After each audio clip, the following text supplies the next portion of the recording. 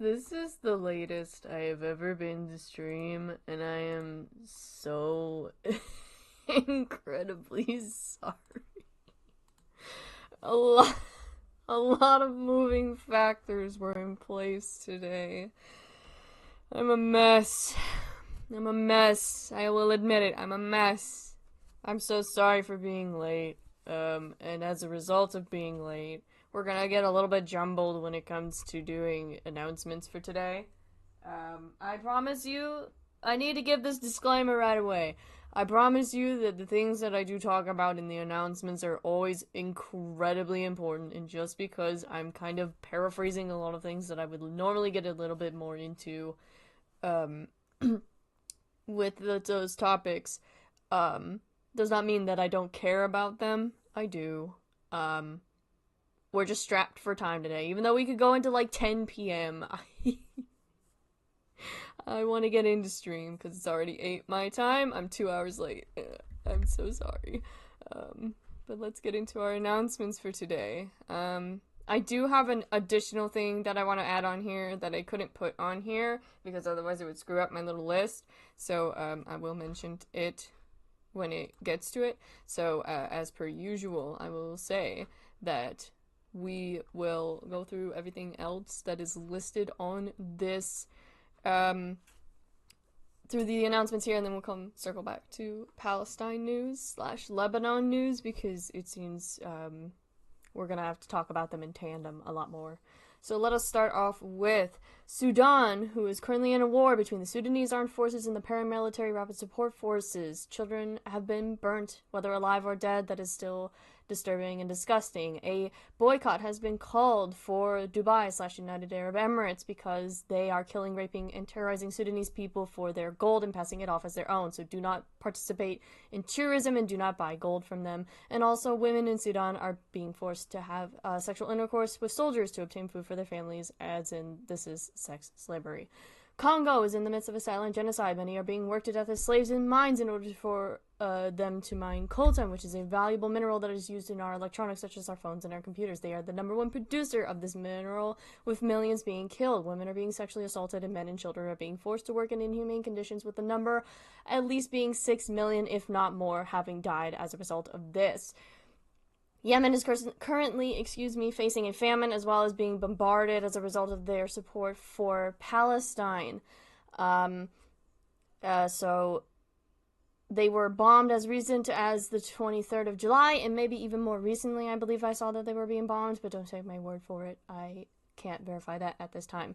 I'd have to double check, and I haven't had the time to do so, and I'm terribly sorry on my part. That is my bad. Haiti is also experiencing gang violence and also experiencing xenophobia as a result of misinformation that is being launched by the American far right.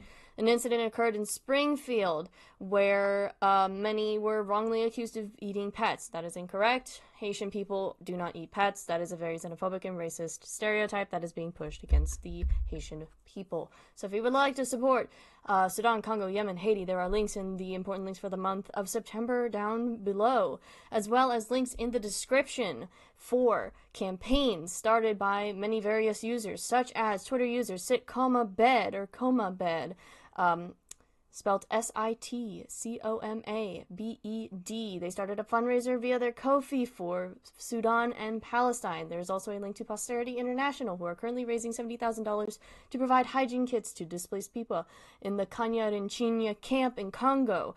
The goal is to provide at least 10,000 hygiene kits, with these kits containing essential items such as soap, toothpaste, and sanitary products.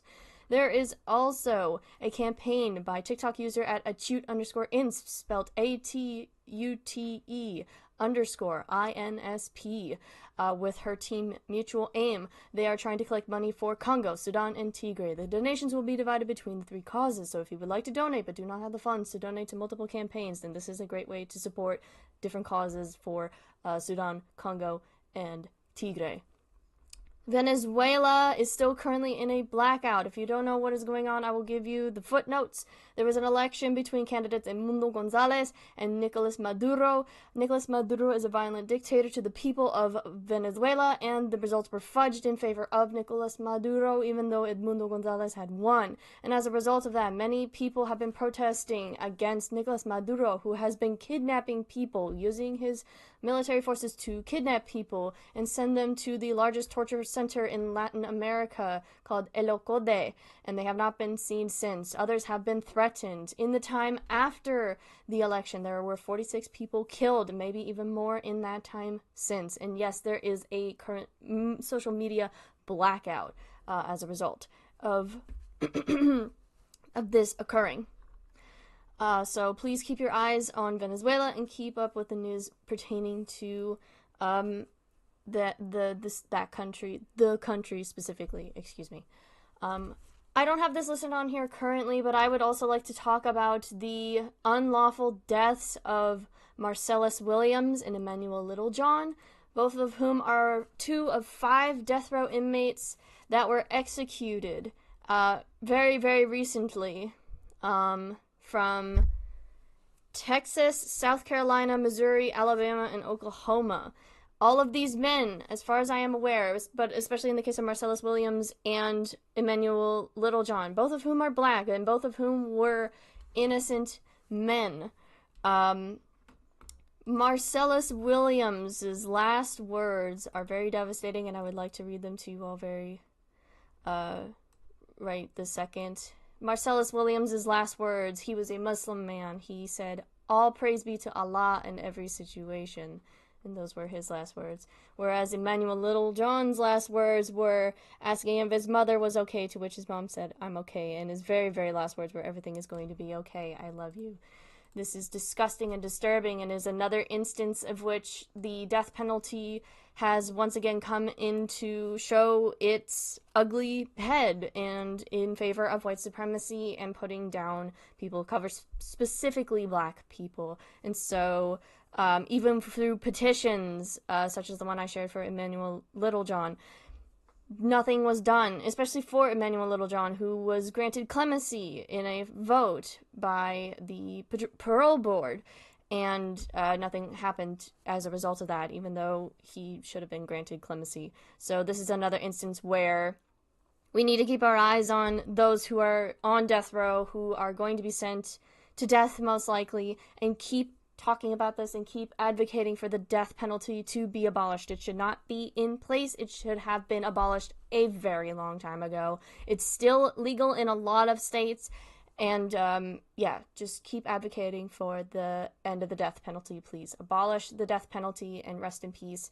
to those 5 men that were executed, and especially rest in peace to Emmanuel Littlejohn and Marcellus Williams. They should not have been killed. They should still be alive with us today. All right, and I'm gonna move on to the next thing now. I don't know how to pivot from that.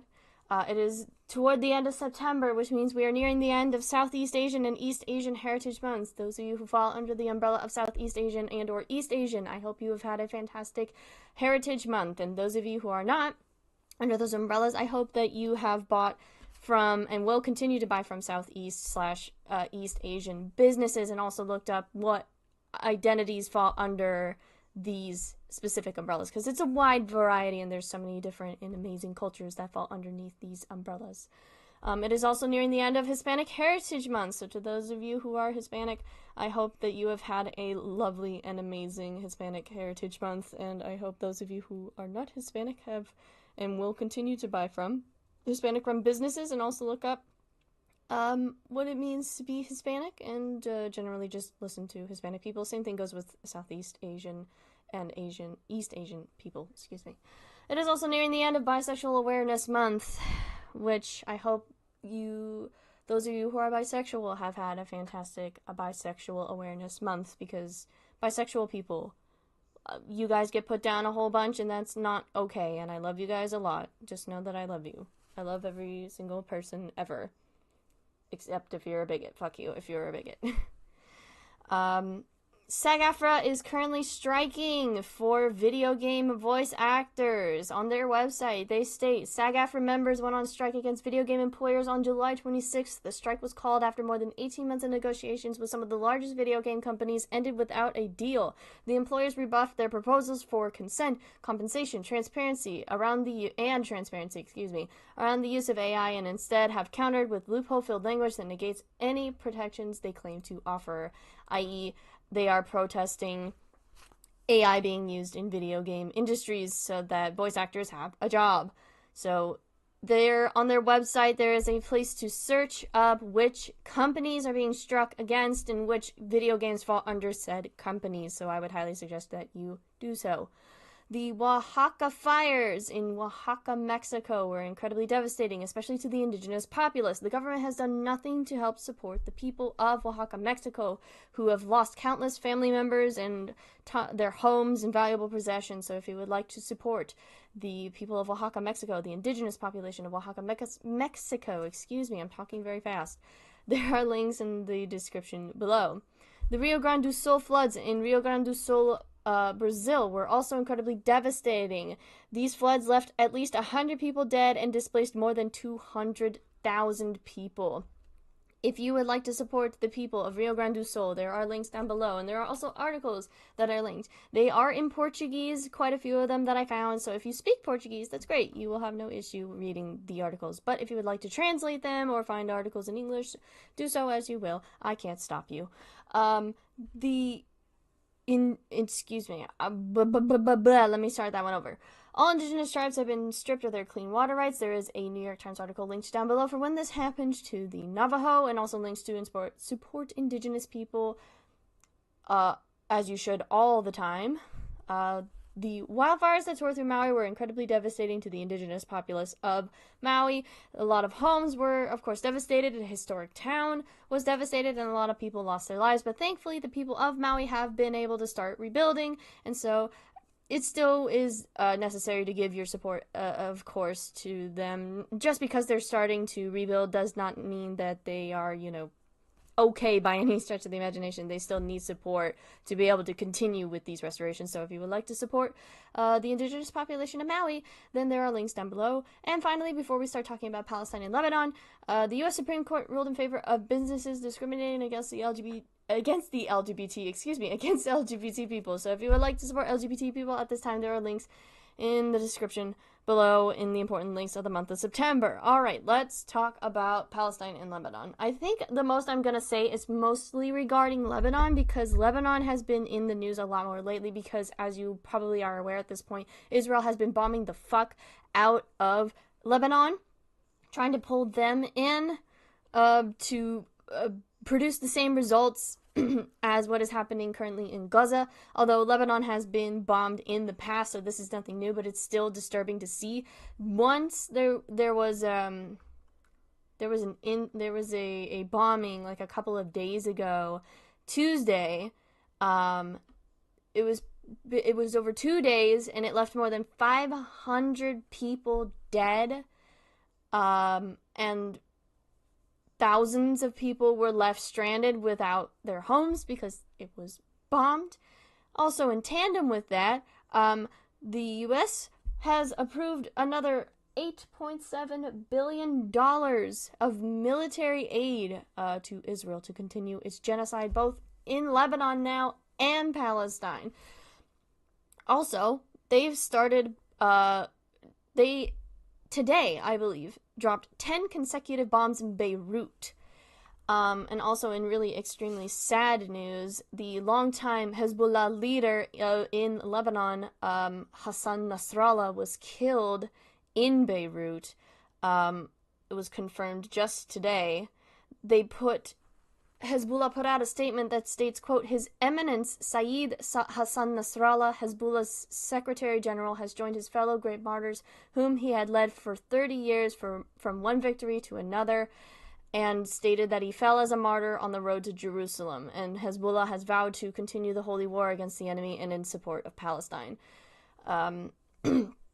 He was a very celebrated leader, from what I understand. He was incredibly proficient in what he did, and a lot of people loved him and so I hope that he is resting easy. I don't know what the proper protocol is for wishing someone that they rest in peace in Lebanon, but yeah, it is incredibly devastating to see this as well. Of course, Israel's still bombing Palestine.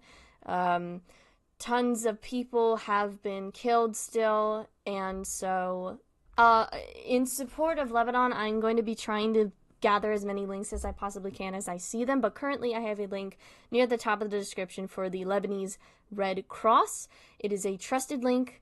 Trust me, it is trusted.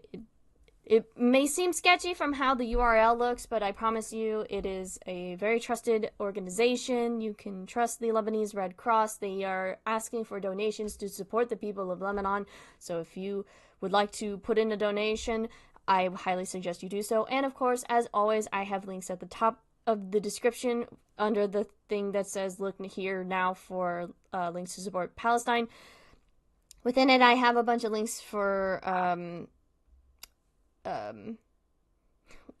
articles to, excuse me, I had a brain fart there, articles and other trusted resources to educate yourself about Palestine and its culture, as well as links like gazafunds.com to where you can click and it will give you a randomly generated GoFundMe for a Palestinian family and or a Palestinian resident that wants to get out of Gaza, which is incredibly upsetting in itself, but alas, there's not much that can be done except to get out of there, and hopefully one day they can be able to come back to Palestine, as well as trusted charities to donate to, like the PCRF and MAP, to help get resources to Palestinians in need.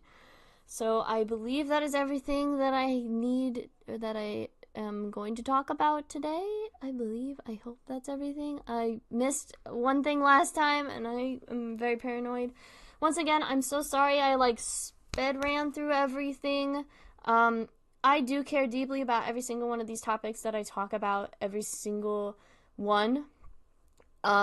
Circumstances were being that they are today, I did have to rush through them a little bit, and I'm terribly, terribly sorry about that, but thank you for listening. I appreciate it, and yeah, hopefully you guys didn't think that I came across as uncaring. I promise I care a lot. I really, really do. I just had to get through everything today as fast as I could so we could get into stream. But yes, I care about everything, I promise. I do.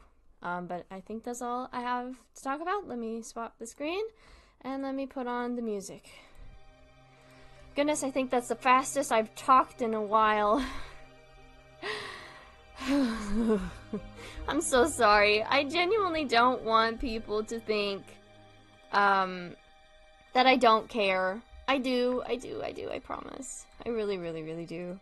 But yeah, I will be gathering up more resources for Lebanon as I see them come up, and I will most likely make a little area in the important links for the for blank month and put them in there and continue to update it as I go. But hi! Hello! Oh my gosh, I'm so late today. This is the latest I think I have ever been for a stream, and I was late quite a number of times in the past. My regulars could tell you I was late a lot in the past. During the summers especially, I was late for streams, so that's why I have it 6:37 because of how late I would be. But this is on another level, and I'm I'm having a time today. Don't worry, Quartz, I promise no one thinks you don't care. If you truly didn't care, you would simply not talk about the events at all. Okay, thank you. You guys, I love you guys so much. You guys are so cool. Hang on, I need to turn the music down a little bit more. There we go. Actually, okay, there's two things I want to talk about. Two things I want to do before we get into stream. Let me real quick grab my tablet and my journal, because I got a poem and it's a doozy for you guys. I wrote it at work. But in any case, let me just get... Oh my gosh, I'm a mess. I'm a mess today. I've been a mess all day, but thank God I had the foresight to prep everything for stream ahead of time instead of like before. Oh man. Okay, so here's the thing. I actually almost debated ending, like not even doing stream because I was so late, but okay. I need to talk to you guys about something very important, and please, I'm gonna leave the music on, even though it's, like, incredibly serious. Because I got the most distressing DM of probably of my entire life. Quartz Poetry Hour early. We are spoiled, yes. I'll give you guys the poem after I talk to you guys about this, because this is incredibly important, and it's distressing me quite a bit. So I'm minding my own business, I'm getting everything ready for stream, and I get a DM request off of Instagram, which is my one public social media that I publicly share with you all, other than, you know, my other art project being Tired Chatter, which I did update today, by the way, but that's beside the point. So that's the only other way that you can, like, get a hold of me, unless you email me, of course, through the email that I provide on my YouTube channel. So I see that someone has sent me a DM request, and I'm like, okay, I'm gonna go check to see if it's like a bot or something, because I will just probably delete it immediately. And then, when I opened that DM request, oh boy, was I not prepared for what had been messaged to me. And don't worry, this image that I have that I'm gonna put up on the screen does not show the person's name on Instagram, it's just their icon.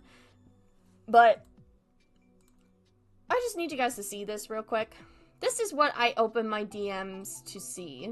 I'm gonna cover my head a little bit, sorry. Actually, you know what? There we go.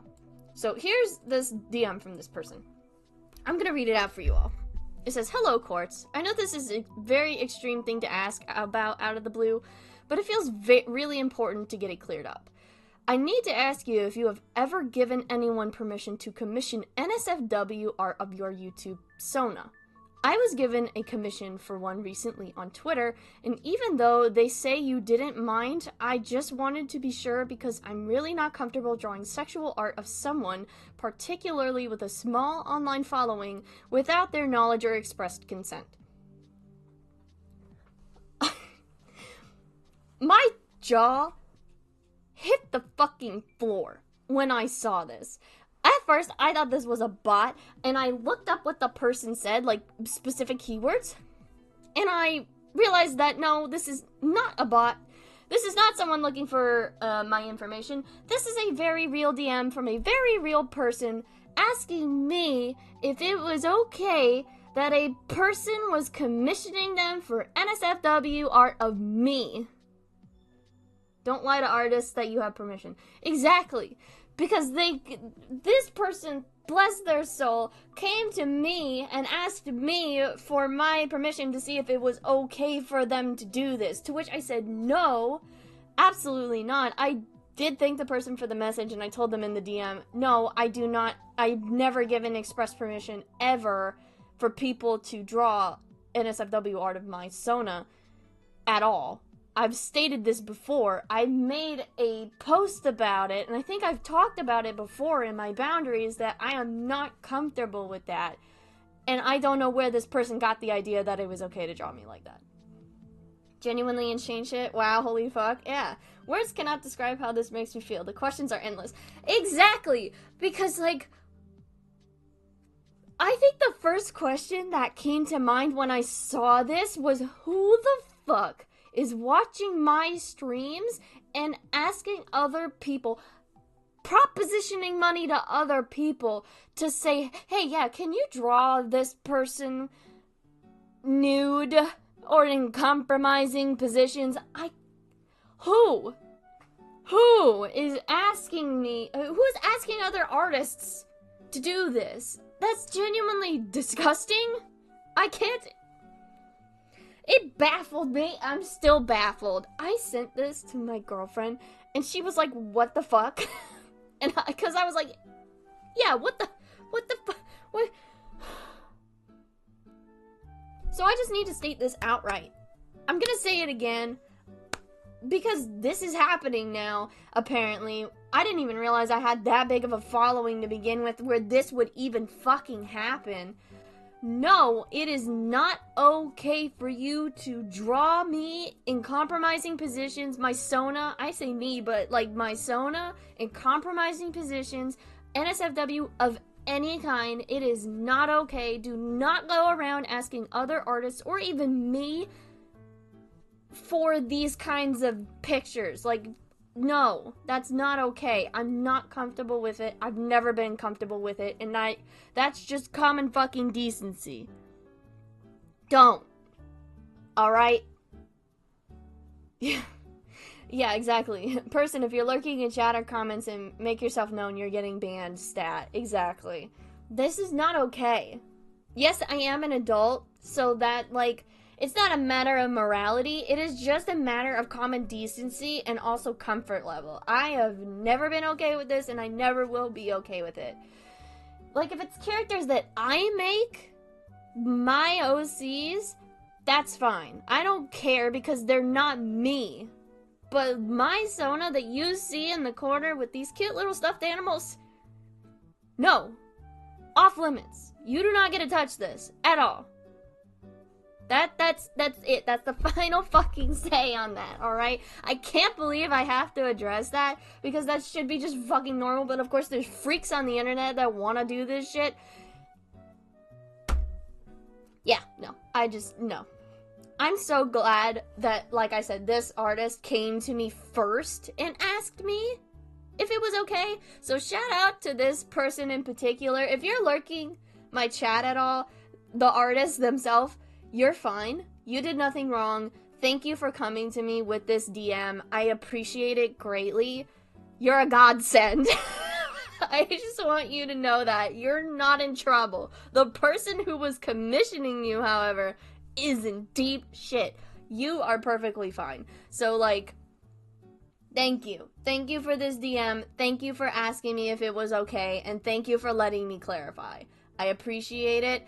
Normally, I feel like people just go ahead and do shit, but, like, bless. Thank you. I appreciate it. Who out there in the world saw a persona of a 200-something subscriber YouTube streamer and was like, yeah, I want part of that? Really? What the hell? What do I... Why? Wow, that this is even a problem. Holy shit, like, genuinely wow. I know, I was thinking that as well. I was like, dude, who in their right mind is asking for me specifically? That's horrifying. Oh my god, I hate the internet. Oh, this is like some deep-seated shit. You have no fucking clue. Like, this is like... I'm making a big deal out of it because, like, we shouldn't let this shit slide in the slightest. It's, like, for anybody. Like, I've said it. I don't know why this person said, the commissioner, not the person who was messaging me. The commissioner said, yeah, I was fine with it. Bitch, show me where I said it was okay. I never said that. You're putting words in my mouth, and that's not okay. Lying is not okay. Just because you want to see me in compromising positions does not mean that you lie to people. God, nasty, disgusting, I hate it here. Oh my god. Oh, this is the type of shit that I'm worried is gonna keep happening. Like, I'm worried I'm gonna Streisand effect myself. But at the same time, I had to say something about it. I'm worried it's gonna keep happening, because this is the shit that makes me want to not be a public figure on the internet. This is why I'm never showing my fucking face, because imagine if I wasn't a PNG tuber. Oh, fuck me. I would have the worst panic attack. Oh my god, sorry. I did not need this today. Oh my god, I'm already having a horrible time. I don't need this. Even worse. It's so easy to simply be normal. Exactly. We are in the futuristic dystopian YA novel. Exactly. It's bad. That's why I'm living off the grid. And I applaud you for it. Everyone who doesn't have a public persona on the internet, or even like a public, social media presence, You're doing it right. You're doing it right. I've had ambitions to be an internet figure since I was like 10. So I'm of the stupid people that are doing this and putting myself out there. God. I'm gonna wake up tomorrow and be like, somebody was trying to commission porn of me, and just like cry. God. You're handling it better than I would. I would immediately give up, delete my socials, and drop off the face of the planet. Yeah. Look, I'm laughing at it because it is kind of funny to me, personally. But then again, my brain is fucking broken. But honestly, I am deeply horrified by the prospect that somebody wanted to see me naked. My cartoon character naked. And I guarantee you, too, that person does not know that I'm non-binary. So they would have tried to commission me as, like, a cis woman. And most likely tried to have me have the biggest knockers known to man. And it's like, oh, buddy, you could be not farther from the truth. God. My perfect life would be as a traveling banjo hobo exploring the country and playing music for the masses so I don't have to pay property taxes or contribute to corporate hell. Exactly. Okay, so we're gonna move off of that now. I just wanted to put that up first and foremost because holy fucking shit. That got slapped in the face. That slapped me in the face first thing before before I started stream. But moving away from that, I'm gonna give you guys early poem time. Normally I do these at the end of stream as like a little parting gift. That is the dream, exactly. I normally would give you guys this as like a parting gift for when we're ending stream, but I don't know, I just thought I would give it to you guys early. I think I did this last time too, where I give you guys poem time early, but I can't be too certain. My memories of last week are hazy at most. I don't remember much of last week. It's all blur. Probably because I've been working so much. But I'll tell you guys more about personal stuff when we get into the actual drawings. So for now, excuse me, I am going to read you guys a poem. It's a long one. It spans 2 pages instead of the typical 1 page that you guys have been getting as of late. I wrote this at work over the course of like several days. And then I reworked it before yesterday. So yeah. Unfortunately, I don't know how to play the banjo, nor do I own one, but maybe someday. Banjo's not that hard to play, but I'm pretty sure you can do it. Also, okay, before I read this poem, first of all, I'm not going to tell you guys what the name of it is. I'm going to let you guys simmer in it. There's dialogue in this too, so I'm just going to keep it as ambiguous as I possibly can until the very end. And I also must give you guys like a trigger warning beforehand that this specific poem deals in unwanted sexual advances. I'm working through some stuff. So, if that in particular is a triggering topic to you, then, just stay cautious if you want to listen to it, but I don't blame you if you don't. It's, not gonna take long for me to read this, but still just, take care of yourselves, alright? So, here's this poem. I will not say the title until the very end of it, so here we go. The sun aches my sleep-worn eyes as I lay awake in bed. Weariness has settled in. I don't want to go on. Stay a while, love. Do you some good. But I must persist, and so I begin my routine. Rise, watch, exist, repeat. Oh, I have a gift to give to the world, they say. It's a drag to move my limbs, locked on the spot on my ceiling. They don't miss you. Music surges through my headphones. Take me to a horizon further, careful, swaying sigh. It's comfortable here, you know. My reflection stares back. There is no shine. My cheeks appear hollow, lips blue under fluorescent lights, corpse-like, undead alive. Cool arms wrap around my waist. What a waste of a pretty face. I splash water to fill the wound. Day crests into night. Twilight stares back. I am the lost daughter of Selene, fated to love everlasting stars, burn through me eternal. Cold lips chased against my neck. You're a fucking dream. Trace my hip bones, over avoiding the scars. I don't, the NT is crossed out, says do, want his, crossed out, the attention. Rebuff every advance. No need to be so frigid. It's only me. Sudden hot breath, past my panty line. Fingers cold, cold, cold. Rain drums outside my window, flooding the pavement past the ankles. Such a lovely girl. Perfect for me. Venom seizing my throat. In my endless suffering, the spotlight glares my eyes. The no dies on my tongue. Despite rising bile burning a hole through my stomach, his voice sickeningly sweet, I taste the lies every kiss. I am his broken little toy, arms above my head, and I enjoy it all. The morning birds chirp their greetings. Rays of sun peek through the blinds. Rise and shine, love. Ache stills my heart, a loop onto itself, until the bullet pierces my cerebral cortex. Haunt me forevermore. And so that was the poem. I have the original draft of it folded up on a piece of paper that I wrote on at work, and the thing I will say is I added in the part about enjoying it. I actually wrote originally, after Venom seizing my throat, I originally wrote, I am frozen under my sheets, wrists above my head, no one hears my broken cry, stop, stop, stop, stop, stop.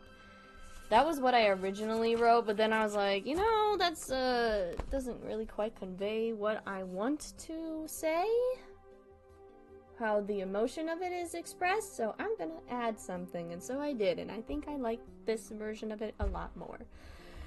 So, my favorite thing you've ever shared during Poetry Hour, full stop. Oh, thank you. Do you guys want to know what the name of the poem is? Also, hello, welcome in. I just finished the poem. Do you guys want to know what the name of it is, actually, now that, you know, I read the whole thing? Because I told you guys I wasn't gonna tell you what the title of it was until the end of it. I'll have to wait 20 seconds because of delay. I hate YouTube delay so bad. I just want to give me immediate answer. I'm doing like the pinched fingers. Give me my immediate answer. Curse you, YouTube, for being on delay. But yeah, I'll wait a second. But thank you. I'm glad you enjoyed it. This one was like full-blown passion. I had a lot of stuff to work through, and it came through in this one. Okay, so tell us. Okay, so the title of this one is The Ghost of John Lennon. Now, if you know, like, I told you guys there's dialogue in here, and I was just gonna read through it and be as ambiguous as possible. Now, with that dialogue in mind, I can read it in John Lennon's voice. Because that's what I intended it for. Like, stay a while, love, do you some good, you know, or like, they don't miss you. It's comfortable here, you know. What's a waste of a pretty face? All this dialogue. No one needs to be so frigid, it's only me. I'm not doing a very good John Lennon impression, but whatever. Such a lovely girl, perfect for me. Rise and shine, love, you know. There you go. There you go. See, that's why I didn't want to tell you guys the title of it right away. And I thought about that when I was at work. I was like, you know, I think it would give away what the true poem of it means. So if I hold off on telling you the title, then I think it would be more impactful. And I think I got the intended effect. So, yeehaw! There you guys go. Woo! I'm on the other side of the room, putting my journal away and getting a sip of water. Sorry about that. I'm back over by my computer now. Hope you guys enjoyed. Your John impression has never sounded so evil. Yeah, I know, because you guys love my John Lennon because it's like, oh, he's so much nicer, but now it's like, oh, wait. I flipped it on its head a little. There you go. Performance art, baby! I sound so evil. I'm so sorry. But honestly, though, I think that's probably my favorite poem I've written in recent memory.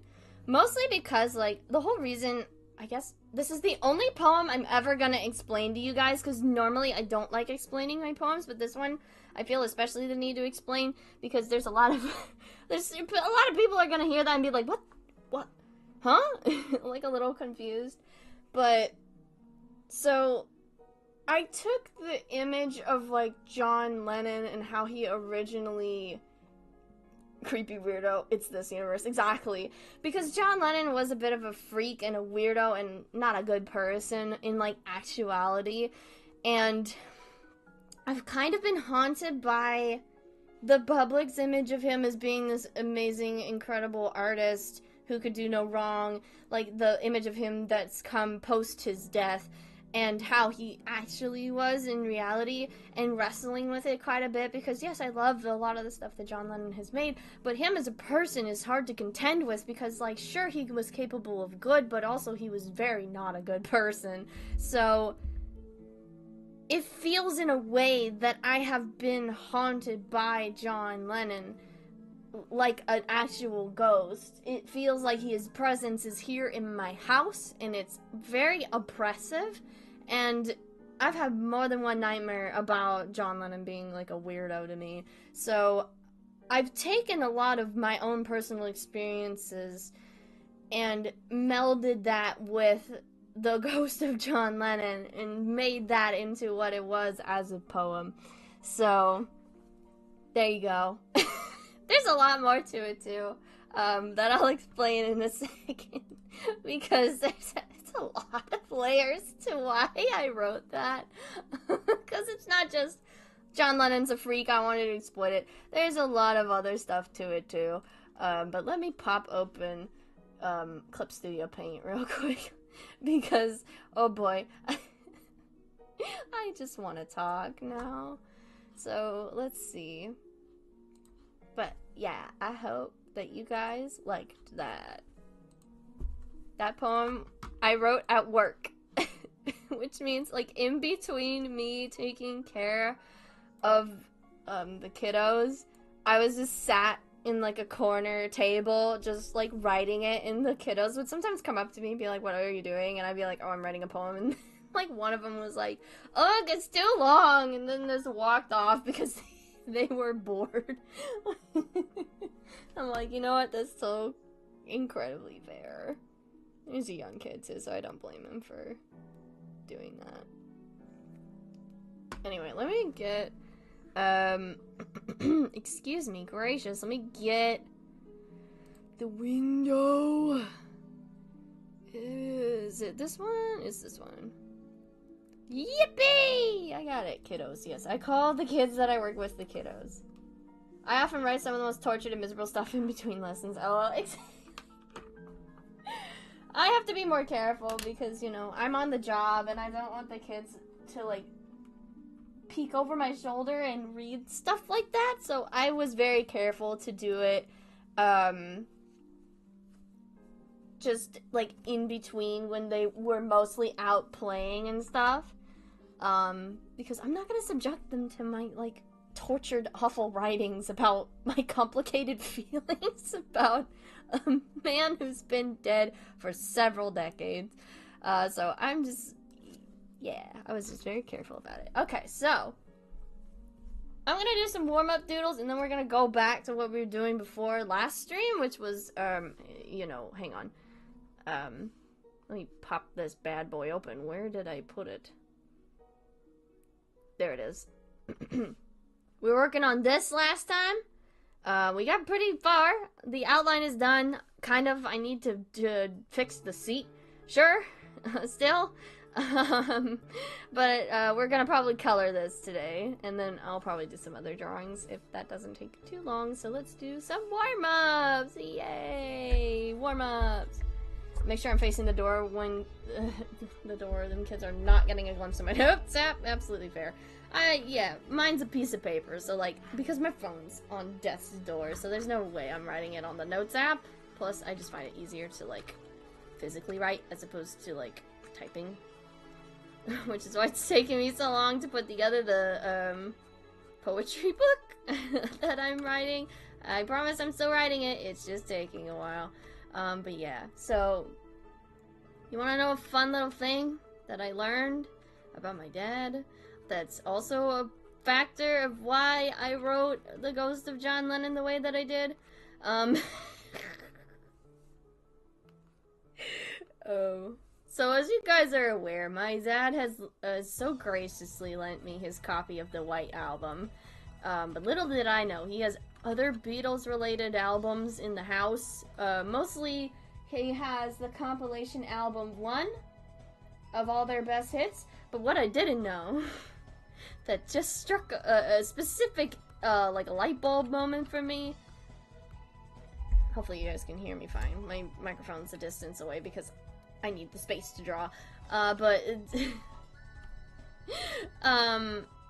My dad has a compilation album of all of John Lennon's best songs, called Working Class Hero, which I can see immediately sitting a little bit away from me, and it's just John's face just staring back at me.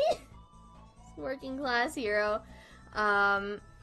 compilation album of all of his best songs, and little did I know that my dad's favorite Beatle is John Lennon. So I've put 2 and 2 together, and needless to say, a lot of things are making sense in my life now. I'm like, oh, that's why you are the way you are. I'm glad that you have a school holiday. That's cool. I wish I had a holiday that I can have a day off instead of just the weekend. I'm tired.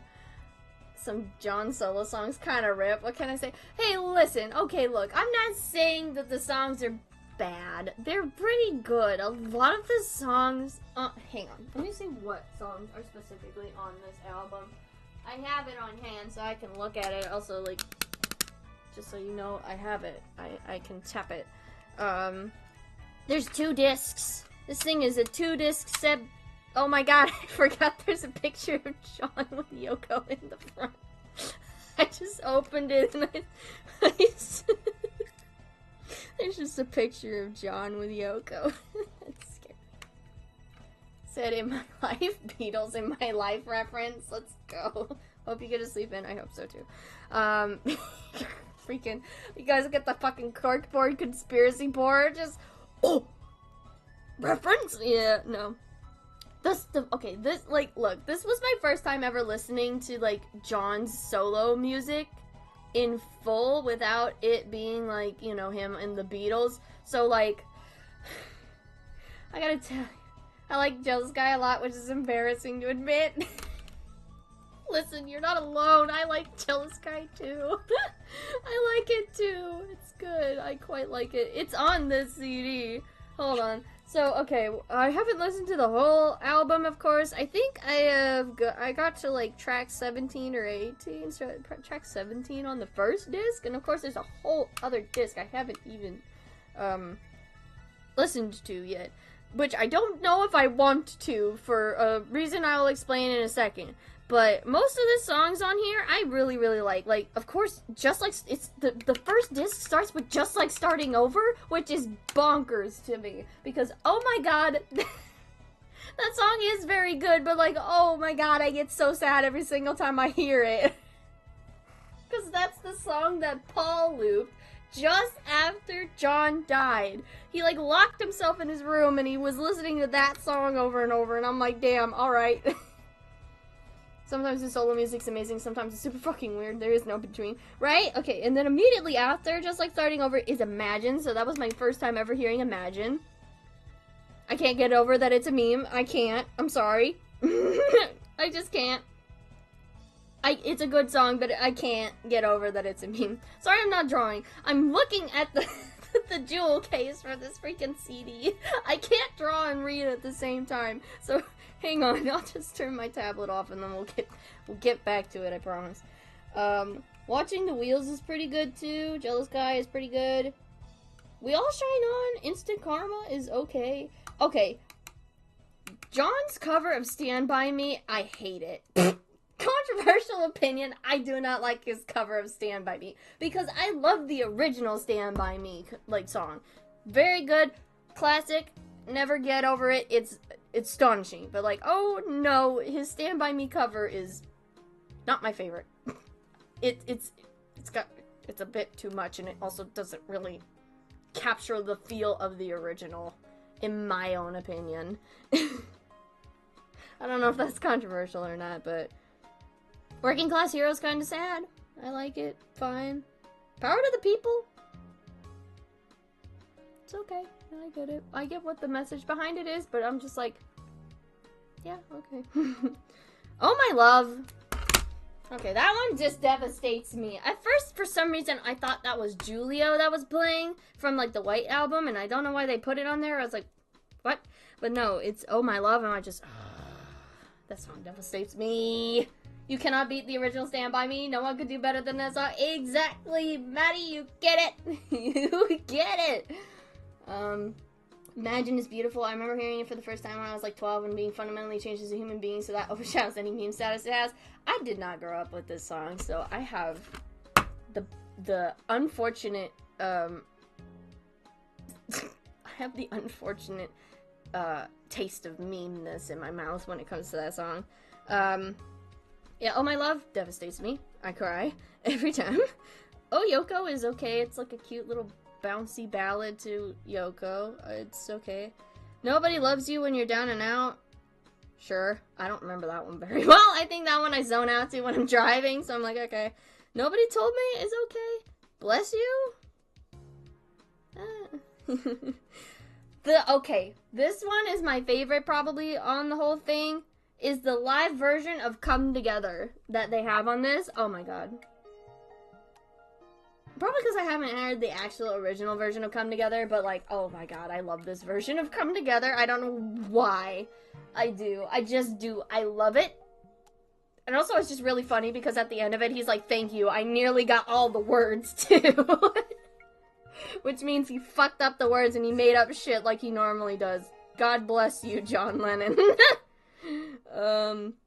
New York City is like, I associate that one with nearly dying on the way home from work, so that one's I'm a bit bitter about. And then, I'm Stepping Out's pretty good, and then You Are Here. I never finished that song, so like, I don't have an opinion on it.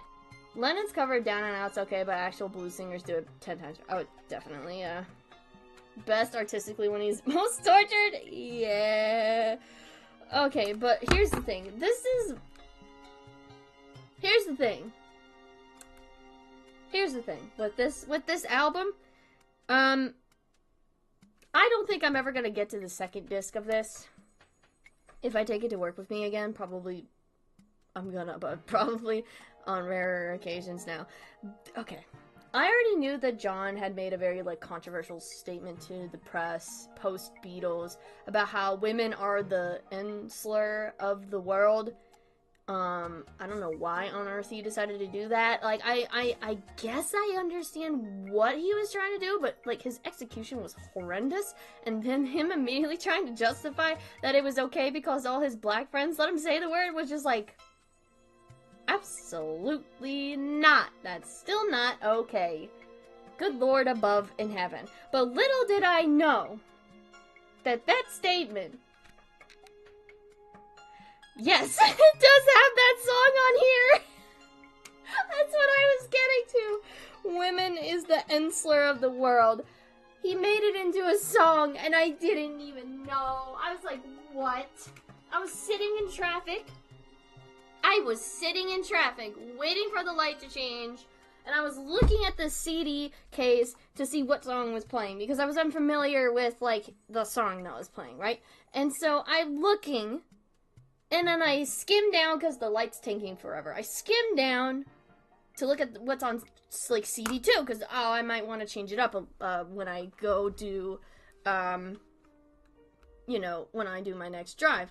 And I see that, and I was like, wait, what? I was like, John, no, you did not make that a song. And also, the worst part about that, too, the fucking compilation CD, does not censor the words. So it's just the insert with the hard R on the CD case, and I was just blown away. I was like, oh my fucking god, there's no way. There's no way. Oh my god. I have many black friends, and they believe I have the right to say it. John, shut the fuck up, please. John, shut the fuck up. Yeah. I was like, John Lennon, just, you know, he stopped talking forever, actually. So, you know what? Wish granted for to shut the fuck up. Oh, God. Yeah, I don't think I'm ever gonna get to that second disc as a result of that, because that makes me uncomfortable. Because I don't want to hear that. Frankly, no, thank you, actually. Good God. God. I'm so astonished by that. I can't. You know what? I shouldn't be astonished, actually. Because, you know, yeah. God. Anyway. Also, I had a point that I want to get back to, because, I kind of brushed over it a second ago, but okay. So, I said earlier that the song sucks too, you aren't missing out. Thank God! Thank you, resident, Beatles knowledge, Beatles song expert, full of knowledge, Leah. Thank you. Appreciate it. Saving me, I don't even have any curiosity about the song, but thank you. Anyway, I brushed over a thing earlier because I wanted to circle back to it now after I just kind of gave my thoughts about some songs. So, I said that the song New York, just reminds me of almost dying on my way home from work. That's not exasperation, that actually happened. So I was driving home from work. There was a terrible rainstorm the entire day, from, like, to and from work. So I was stuck in, like, torrential downpour. It was terrible. I hated it. But it was especially bad on my way home. So there was, like, just a fuck ton of rain bucketing down. I was driving, like, 50 miles an hour down, like, a little stretch of road. I wasn't on a freeway or highway or anything. I don't take any of those routes to work. No, don't die. I'm alive, aren't I? So I proved that I lived. But, see, the thing is my car gets fogged up easily. And what my stupid dumbass did was I put on the recirculation in my car instead of the defrost. So what happened was it was circling the air in my car, and it fogged up the windows inside my car, and fucked up my vision, so I could not see in the slightest for most of my drive home. Very treacherous as I'm driving down roads where there's a lot of traffic and not a lot of lights, and also a lot of tricky turns I need to take. Whole time I'm driving home too, I'm just hearing New York by John Lennon playing, and I am just struggling. I want to get home, and I can barely see. I had to, like, wipe the windshield from the inside so I could see easier, because I was stupid and I didn't know what was happening, and I was just freaking out. I was like, oh, dear God, help me. I am not gonna make it home at this rate. And it's pouring down rain too, mind you. It is pouring down rain, so that's another layer of me not being able to see properly. Miraculously, I didn't hit anybody. Nobody hit me. I didn't get in a traffic accident. I made it home in one piece. I don't know how I did it, but I did. By the skin of my teeth, I made it home in one piece, and I freaking, like, beelined for the door into my house, like, trying to avoid the rain. And I told my parents what happened, and my dad later, when he went to like fix my parking for my car, came up to me and was like, "Hey, yeah, by the way, don't turn your recirculation on. Actually, put on the defrost because that was dangerous what you did, and you could have died." So I was like, "Yeah, you know what? That's fair." Driving is an inclement weather freaks me the fuck out. I had to go home, so I had no choice. I know how much you want to get home after a long day. If I was in that situation, I'd be crying so hard while driving and probably crashed my car. Listen, I have been through hail while driving.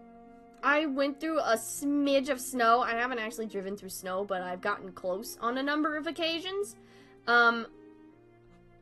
This was my first time in, like, a torrential downpour where my freaking windshield wipers were, like, going so fucking fast. They were smacking the side of my car to try to stave off. And also, it doesn't help, my windshield wipers are shit. So those things were doing double time to try to keep my vision clear. Shout out to my windshield wipers. They're the real fucking troopers of this story.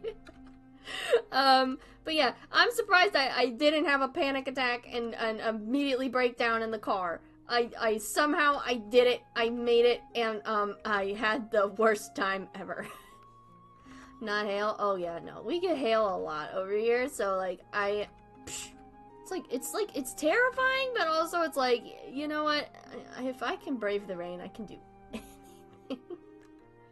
Every single day has been severe thunderstorm warning where I live, and I usually just chill at my work until it calms down because fuck that. Yeah, well, I didn't have a choice in the matter when it came to my drive home, because I work at a specific area where the place closes up at a specific time, and I need to be off the premises by then because I will get towed. So I had to go and just fucking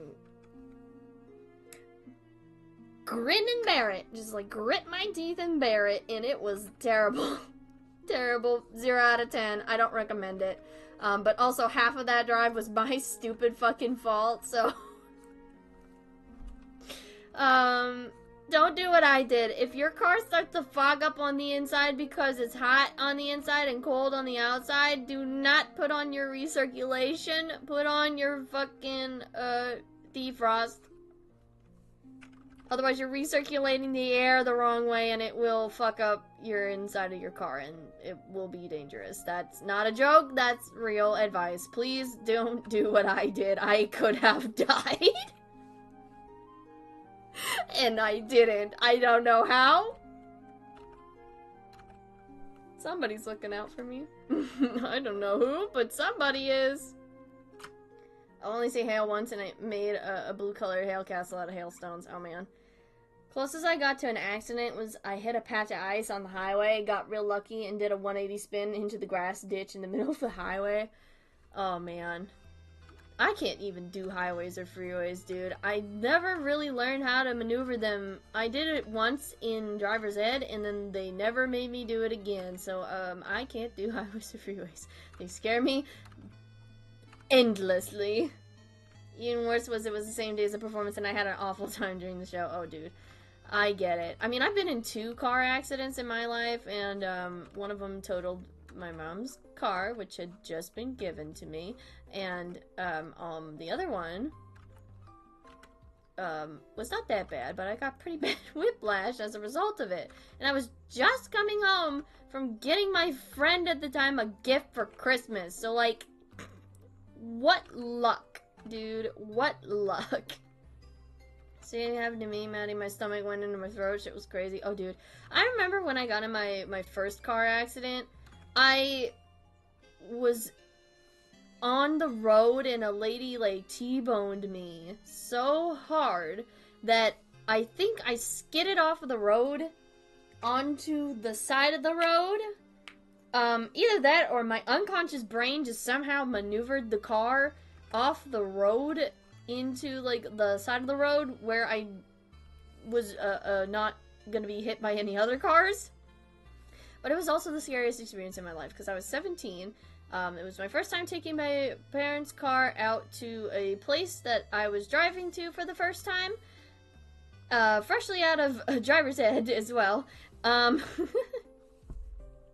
I got in a car accident. And I fucked the car up so bad. But bless all the people who were, gracious. Oh my god. Shout out to this one couple that refused to, like, leave because they saw I was in distress. And the guy was a mechanic. And he looked at my car for me. And his wife was so sweet. She took me in her car and drove me to my house. And she comforted me the whole way there. And was like, you know, this is really unfortunate. We have a daughter that's around your age, or like she's in college, and would be really bad if if that happened to her. So we're really glad that you're okay. They were very, very sweet. The guy also drove my car home as well, and just to make sure that it would be okay. So, like, there are really nice people out there in the world, you know. Of course, you shouldn't trust every single stranger that you meet, but, like, I just got real lucky that I just so happened to have a couple drop by who just were so nice. Oh, man. Yeah. I hope everybody's okay. Yeah, I'm okay. The whiplash from that car accident was wild, though. Got hit and run a few months back, and then had an actual meltdown at work. Oh god, I'm so sorry. Very nice folks. That couple was so sweet. Yeah, they were very nice. My friend, I called my friend to come help me, and friend at the time. We're not friends anymore, but friend at the time come to get me and help me home because I didn't know how else I was gonna get the car home because it was very rickety and wasn't driving well. But yeah, shout out to that couple. Some of the nicest people ever. I had a terrible time because I had to go to school immediately after that. Like the next day. It was the first day of my senior year after that. Oh man. I think about that so often. I'm like, yeah, I got in a car accident the day before I had to go to school. I didn't have a car for a while, but now I have my current car. I've had it since then, and she's been a bit bumpy, but you know, she works fine. I got her back after some repairs recently, and she runs like a dream. Bless her. Bless that car. Bless that car. She's saved my ass more than once. And also, shout out to my parents for getting me that car. Shout out to... I'm just giving a whole bunch of shout outs. I don't know why. I'm just in a grateful mood, I guess. But yeah. You just... I haven't even... I just... So yeah, that happened recently. The day before your senior year. Wow. Yep. Incredibly unfortunate. Very unfortunate. I actually went to the park the day before my first day of senior year. Had a horrible whiplash going in. To my senior year, I mean, not to the park. But I actually met up with who would be eventually my ex at the time, because I wanted to do a film project with him. That was like, this was like the beginnings of like my wanting to do a Slender project. So I wanted to do like a Slender-esque project, not like Slender specifically, but like Slender-esque. So I wanted to recruit him into the fold to help me, and he was hesitant, but like he said sure. Then we started dating a little after that, and then things hit the wall. He was not a good person. The guy was the person who assaulted me. But, you know, you live and you learn. That car accident just caused a series of unfortunate events in my eyes, but you know what, whatever. You know what? So be it. That was in the past. That was so many years ago now. I did the math not too long ago for like 2017, because it would have been around 2017 when that car accident happened. Jeez, it's probably been like, how many years? Wait, I already lost track. 1, 2, 3, 4, 5, 6. It's like 7 years. It's been 7 years. 7. It feels like yesterday. I don't know why. It just, like, 7 years since I had that car accident. I cannot believe the fucking, oh my god, the sands of time. Oh. Such is life. I was in an emo band with my abuser during my senior year of high school, so I can empathize. Oh man. Yeah. Such is life indeed. I was in the theater with my ex for a while. He was the stage manager for the production that I was the lead in. God, what a fucking hellscape that was. Everyone was like mad at me because they thought that the director was doing favoritism with us because, like, she picked me to be the lead for that production and then she picked my ex to be the stage manager. So she was like, everyone was like, damn, what the fuck, Quartz? Why the hell are you and your then boyfriend the fucking, like everywhere for this production? I was like, dude, I cannot tell you why. That's like the whims of the theater director are beyond me. So like, I can't tell you. God. Oh man. Anyway. He was the stage manager, fuck. Yeah, I know. I can laugh about it now because like I'm so far removed from it, but like thinking like a little after everything happened, I was like, dude, what the fuck? Oh my gosh. So ridiculous. Hey, at least I got the spotlight though. At least I was a lead before I graduated.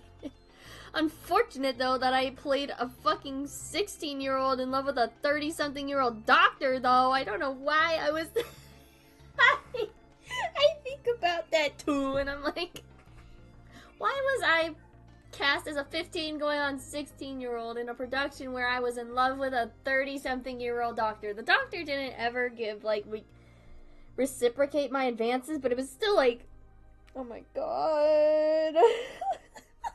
Oh my god, why? Why?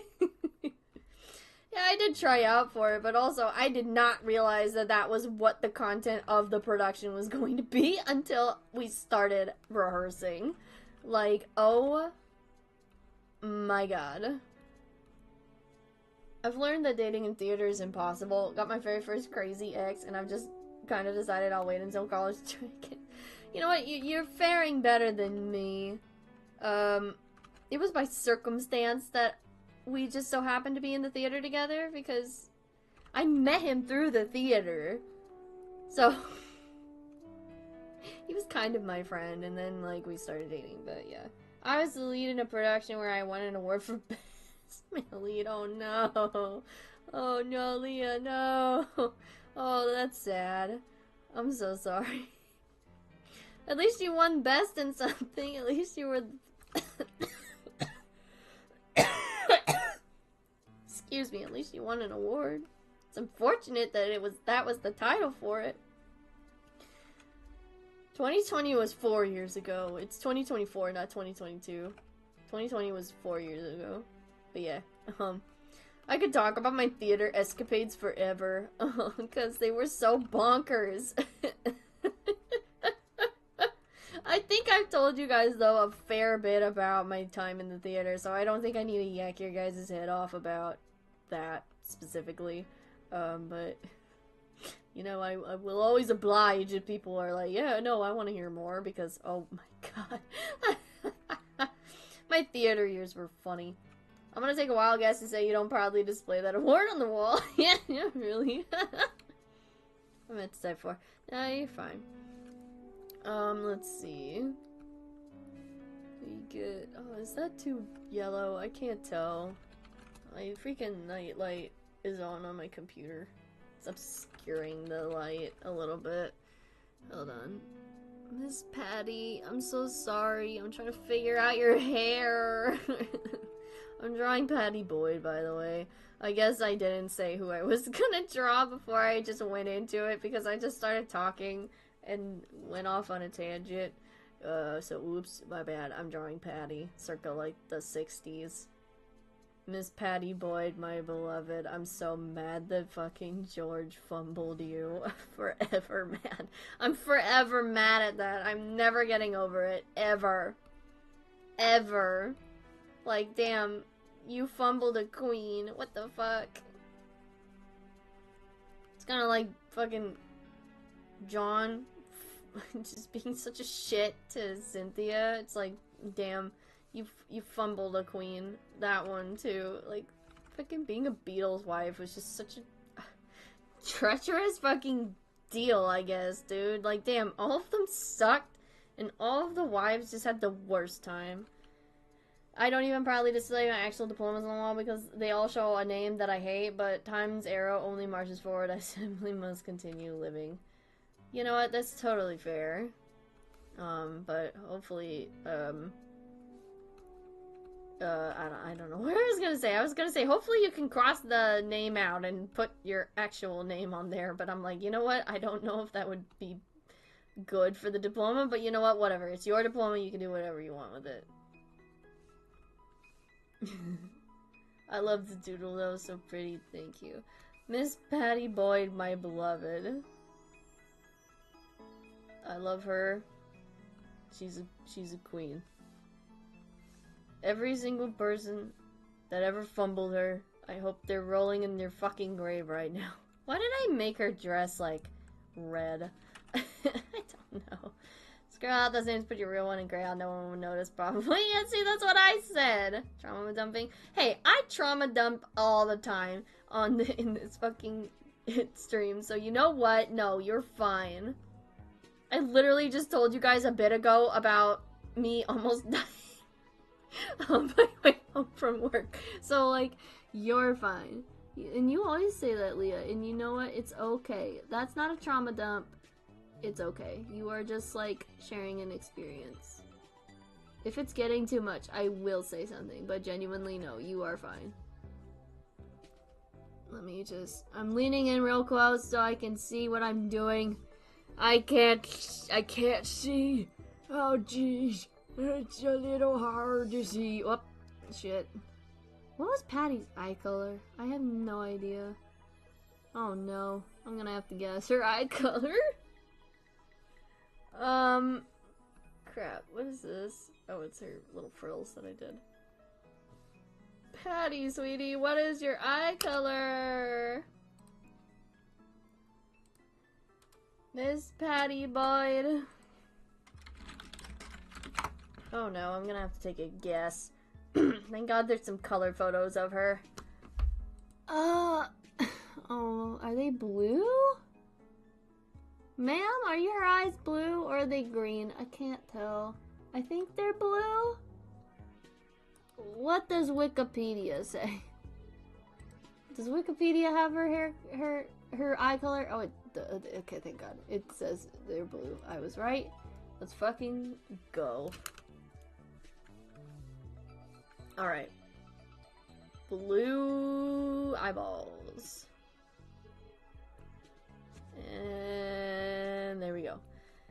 I've toyed with the idea of duct taping over my dead name and writing my real name in Sharpie once I'm more comfortably out. Lamau, I don't care if it's bad for the degree, it's good for me. Absolutely. And you know what? That should be encouraged more often. For trans people, just like fucking scribble over your dead name and put your real one in. Boom. No one's gonna fucking care. Well, no. No one's gonna care. I was gonna say something and I'm like, no. No one's gonna care. It's whatever, really. It does not matter. But yes. Alright.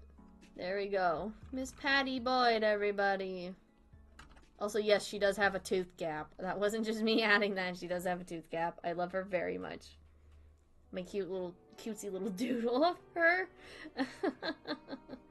I love drawing Patty sometimes, especially because I love putting her hair up like that. Oh, I love her. I love her. Alright. You know what time it is. It's time for us to finish this freaking Oh, this nightmare of a doodle that I was doing last time that just kind of got out of control. That became less of a doodle and became more of a chore. Okay, I gotta get the reference image for it. Where did I put it? Oh, gracious. Where did I put it? There it is. There's the reference image, by the way. This is what we're working with. So let me just... Alright, let's go. Patty Boy. Is that a Matty Boy reference? You know, I wish. But no. Sorry, Maddie. Maddie is Patty confirmed? That would be actually kind of funny. Like the conspiracy corkboard, except it's trying to piece together the connections between Patty Boyd and Maddie. I called you Matt. I'm sorry, Maddie.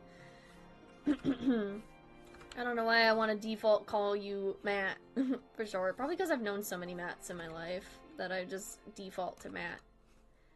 Coloring in a girl in a kimono from a manga coloring book I got for Christmas, but it's taking me forever to color the flowers. That's so fair. Flowers are such like a pain to color in.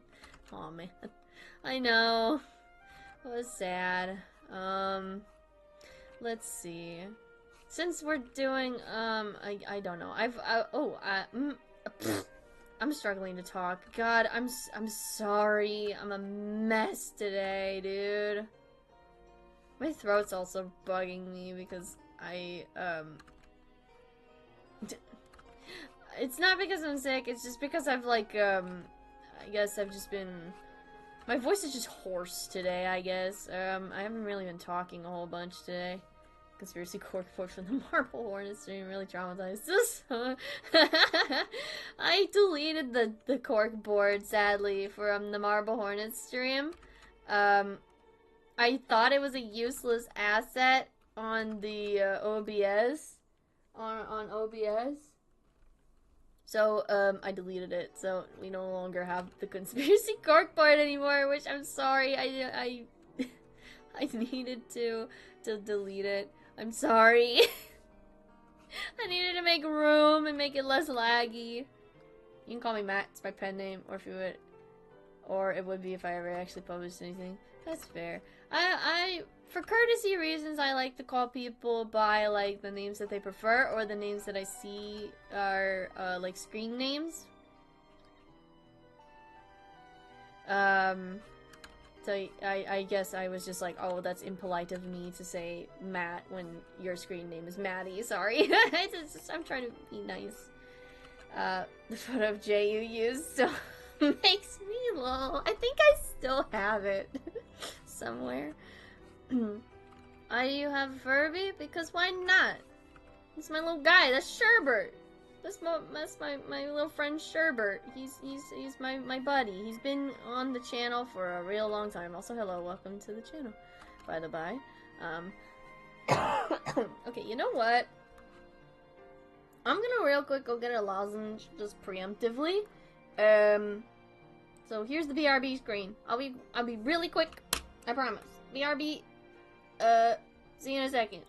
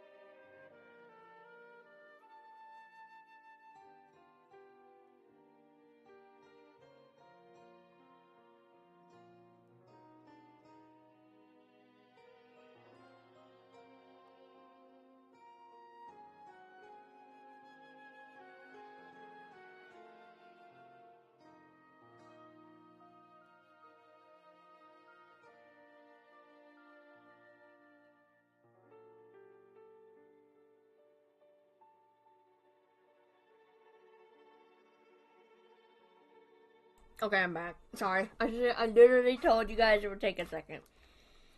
You're not a mess, you're probably tired. I am a mess. When I'm tired, I'm a mess. What the? Hello? What the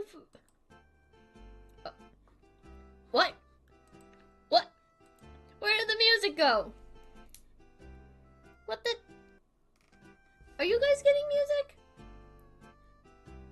Hold on, what happened? That was so weird. The music just randomly cut out on my headphones and that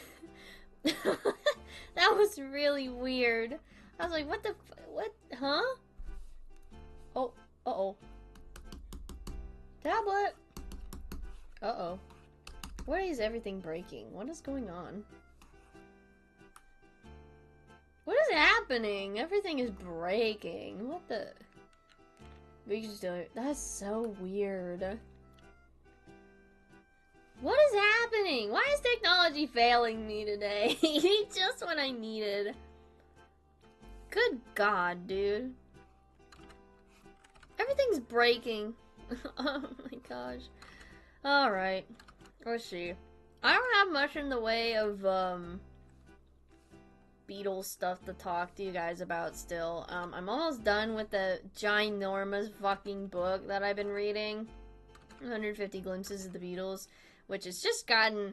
The more that I read it, I just get progressively sadder and also more concerned as I read it. Because I'm like, bitch, what is happening? What the fuck is going on? Uh-oh. What? Why did my tablet... What? What is happening?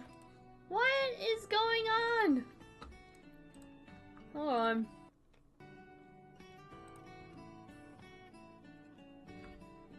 Uh-oh. This isn't good. My tablet's...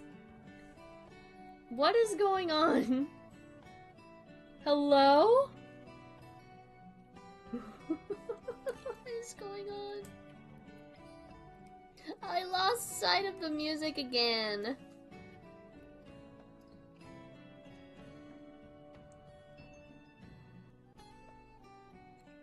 That's so... I don't know what's going on. First my tablet doesn't work, and then... Oh, it's not working again. What is happening? It's like one or the other doesn't want to work with me today. What? Oh my god, dude. I'm having a terrible time. Tablet, what's going on? Computer, show me all my tablet settings. What is going on? What? Bro, what is happening? What is going on? Okay, I've reconnected it. Okay. Please work? It's not my tablet breaking down, I know that much. This tablet's not been around for that long. Technology is failing us. It's failing me! Specifically. Good God, dude. I don't know why this is happening, but I hope it doesn't happen again, or I will get sad. Also, I was talking to you guys about Beatles stuff, and it interrupted me mid-talking about the Beatles stuff. How dare you? But I don't have much to share, I guess, in terms of Beatles-related stuff. Like I said, I was just reading the book, and that's about it. I still haven't watched the movies. I still haven't watched the cartoon or finished it. Jarvis makes Quartz's tablet work. I'm terrible, I know. I need to, and I haven't. I gotten around to it. I just am terrible. And also, I've been busy. So instead, I'm just gonna talk to you, like, maybe occasionally I'll sprinkle in stuff about the Beatles. I think I did talk mostly about Beatles-related stuff at the beginning with the poem and, nearly dying on my way home. No, that's whatever. I'm gonna do this. There. That's better. But I guess I'll just talk to you about work-related stuff. I'm not gonna go into very specific details about work-related stuff because, of course, you know, I work with children and I want to keep a lot of their identities private. But a lot of stuff has happened at work, and it's been interesting to say the least. So there was a kiddo that was doing a little project thing that we call curriculum with most important thing, the movies and stuff are secondary, so you're just fine. Okay, cool.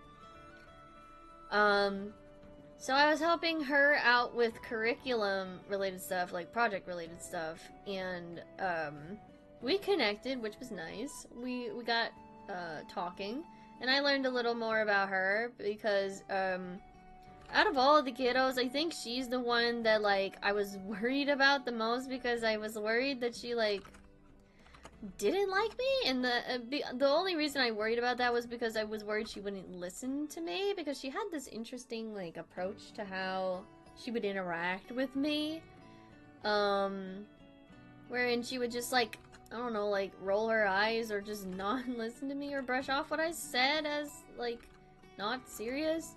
So talking with her, I realized that was just not the case at all. And I was upfront with her about it. I was like, honestly, I was worried that you just didn't like me. And she's like, what? No, I like you. I just get a bit hormonal, as I think she put it. I was like, you know what? That's fair. She's like, also, I'm tired. And I'm like, you know what? That's also fair. So we connected a little bit, which was nice. Her and her brother are both really, really nice. They both like to interact with me a lot, but especially her brother likes to interact with me. So it's only recently that she started talking with me and such, and I remember she was having a bit of a panic over curriculum stuff, worried that the kids weren't gonna listen to her. And I remember specifically pulling her aside whilst we were getting material together, and I just like was like, hey, take a deep breath, in through the nose, out through the mouth. I'm not gonna let you fail. I told her outright, I'm not gonna let you fail. It's gonna be okay. You're gonna do alright. And if you need any help, I'm here. I just wanted to let her know that, because like that, it's a big task for her, of course, to have to like manage at least like 6-7 kids doing a little project and having them like listen to her when she's giving instructions. And so I was like, no, I'm not gonna let you fail. Don't worry about it. I will get them to pay attention to you, because I'm the authority figure here. So that worked out a lot better than I expected. I thought it would be a little more chaotic, but the kids did listen to her. They did, when they got off topic, I did ring them back in so that they could pay attention to her, and they did. They listened to her. There's only like 2 kids, I think, that were just not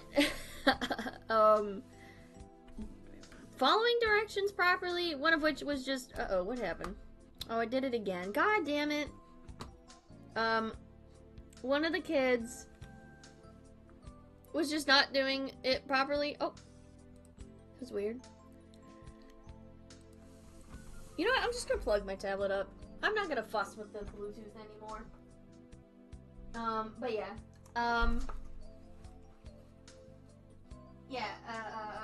One of the kids just wasn't doing it, and he kept saying over and over he couldn't do it, and I kept telling him he could, he just was choosing not to, because I kept telling him over and over that she's been explaining the instructions and like helping him do the project over and over, and he just wasn't paying attention.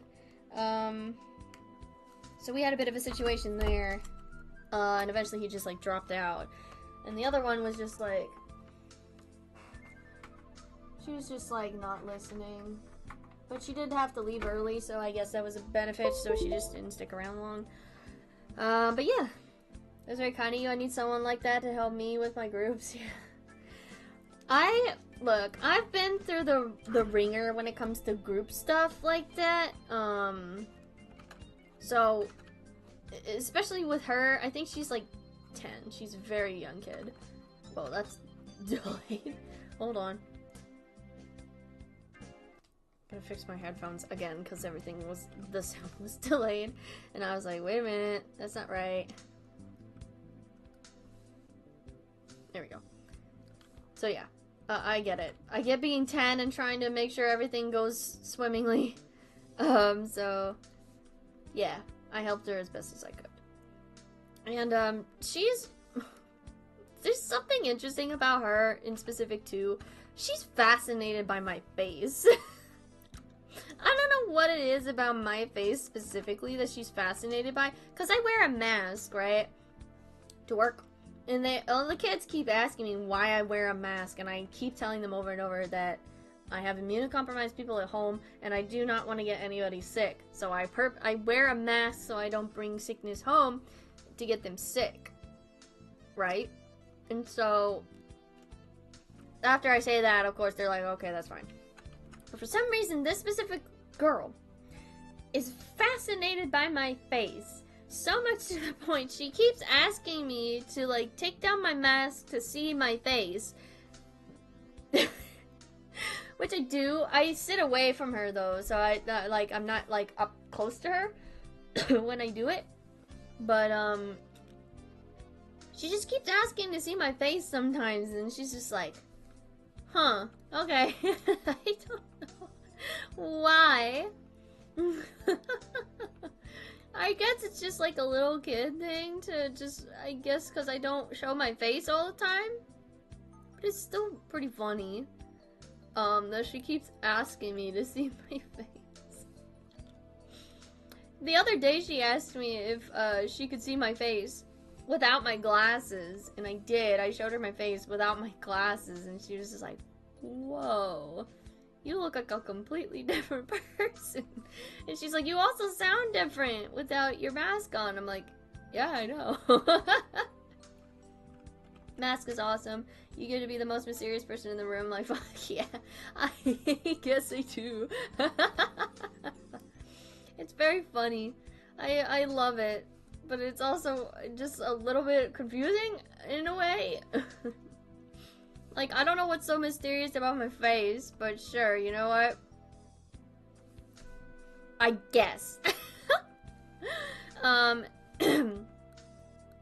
And so then she was like, "Oh, can I see you with your face with your glasses on?" And then I did that, and then she was like, and then I asked her, "Do you want to see me with my hair down?" Because I put my hair up in a ponytail when I'm at work because I get sweaty because I'm working with kids.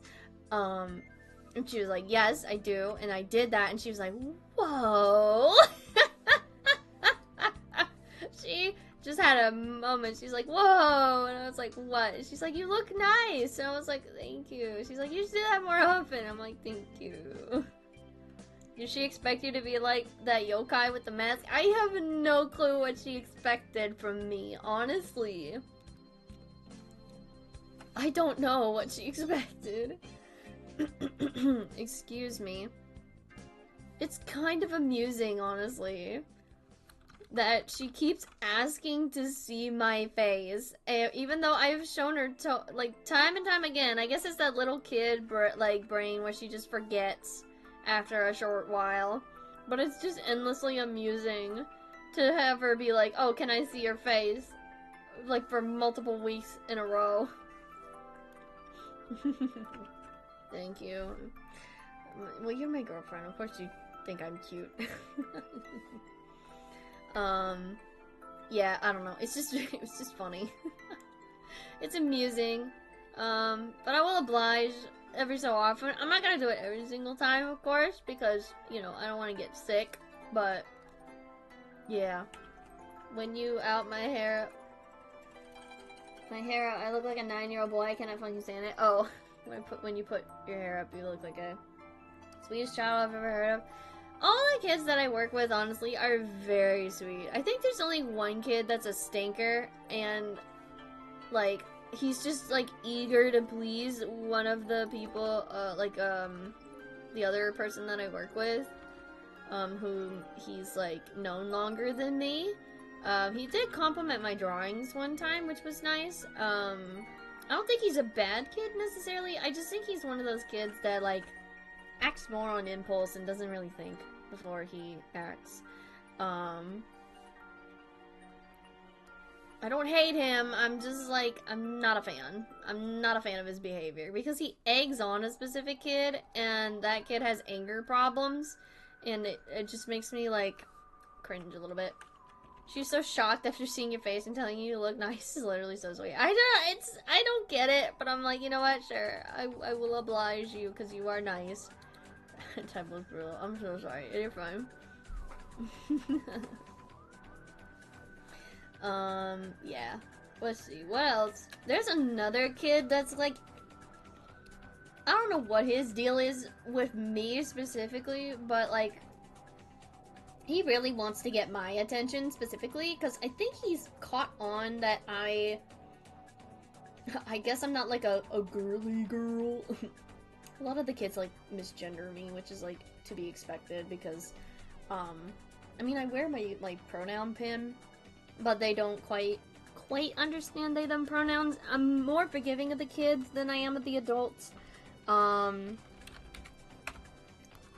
So like, it's whatever. Although one of the kids just doesn't understand pronouns at all. Either that or he's fucking with me, and he keeps calling me they deem, and I'm just a little confused. I'm like, buddy, that's not my name. I've told him over and over. I'm like, dude, that's not my name. What happened? What? Uh-oh. Did I do an oopsie? Wait a minute. Oh, I did an oopsie. My bad. I just meant to put the colors in here. Oops, not the line art. I had shorter hair, like a Beatles-ish mop top, and got mistaken for a student constantly. Had to be like, no, I'm in charge. Oh, that's unfortunate. I'm so sorry. Yeah, I get mistaken for being young all the time. I've talked about it before. I, like, get mistaken for being an eensy-weensy little child of, like, 16. And it's like, no, I am 24. Good gracious. Okay. Well, oh yeah, the kid I was talking about. Right. He's obsessed with me. I don't know why. He's obsessed. He gave me a fortune teller he made out of, like, purple construction paper. I don't know if he knew that my favorite color is... Oh, what happened? I didn't do anything. What? Oh no, why is my tablet doing this? What is happening? Yeah, I have a, anyway. I have a, where is it? It's in here somewhere. Oh, there it is. I have a purple construction paper made, fortune teller that he made me, and I don't know if he knew, how he knew my favorite color is purple, but he made it out of purple construction paper, and so I have it. You can kind of hear me shuffling it. I can't show you guys it, but I have it. I don't know why he made it for me. I don't need a fortune teller, but I appreciate that he made it for me. Little gift. This is, I love getting little gifts from the kids. It's nice. I'm like, you guys actually care about me. How nice. Also, why isn't this working? Why is my tablet being a little butthole today? What is going on? Why is my tablet not working like it should? I'm a little concerned. Might have something to do with stream, maybe? I don't know. I can't quite figure it out. C'est la vie, though. C'est la vie. Anyway, we're just gonna keep going. But yeah, a couple of the kids are warming up to me, thankfully. A lot of them still don't listen to me. A lot of them don't listen to me, but still are being buttholes, but we're getting there, slowly but surely. I had a student make me a fortune teller not that long ago too. She's always brings me little arts and crafts. It's really cute. I know. I love, oh my gosh, the kids, I love it so much. I love getting little gifts. When I worked previously in a different scenario, whenever the kids brought me little doodles or stuff, I would keep it. I still have, quite a number of the little doodles that kids made me that I've saved, hanging around. Oh, it's nice. But yeah. There was, not to completely derail onto a different story, So there was an event going on, right, at the place that we work at, and it was for the parents. So we were stuck hanging out with one of our kiddos whose mom was taking a little bit longer than normal to get there and come and pick him up. So we were just like trying to figure out what to do with him in the meantime. He was playing with like the kinetic sand. So he was just like hanging out by himself with his little backpack and his the kinetic sand, and we were just watching out for his mom, and it was getting close to like the start of the event, which started at the time with which we clock out at like 6.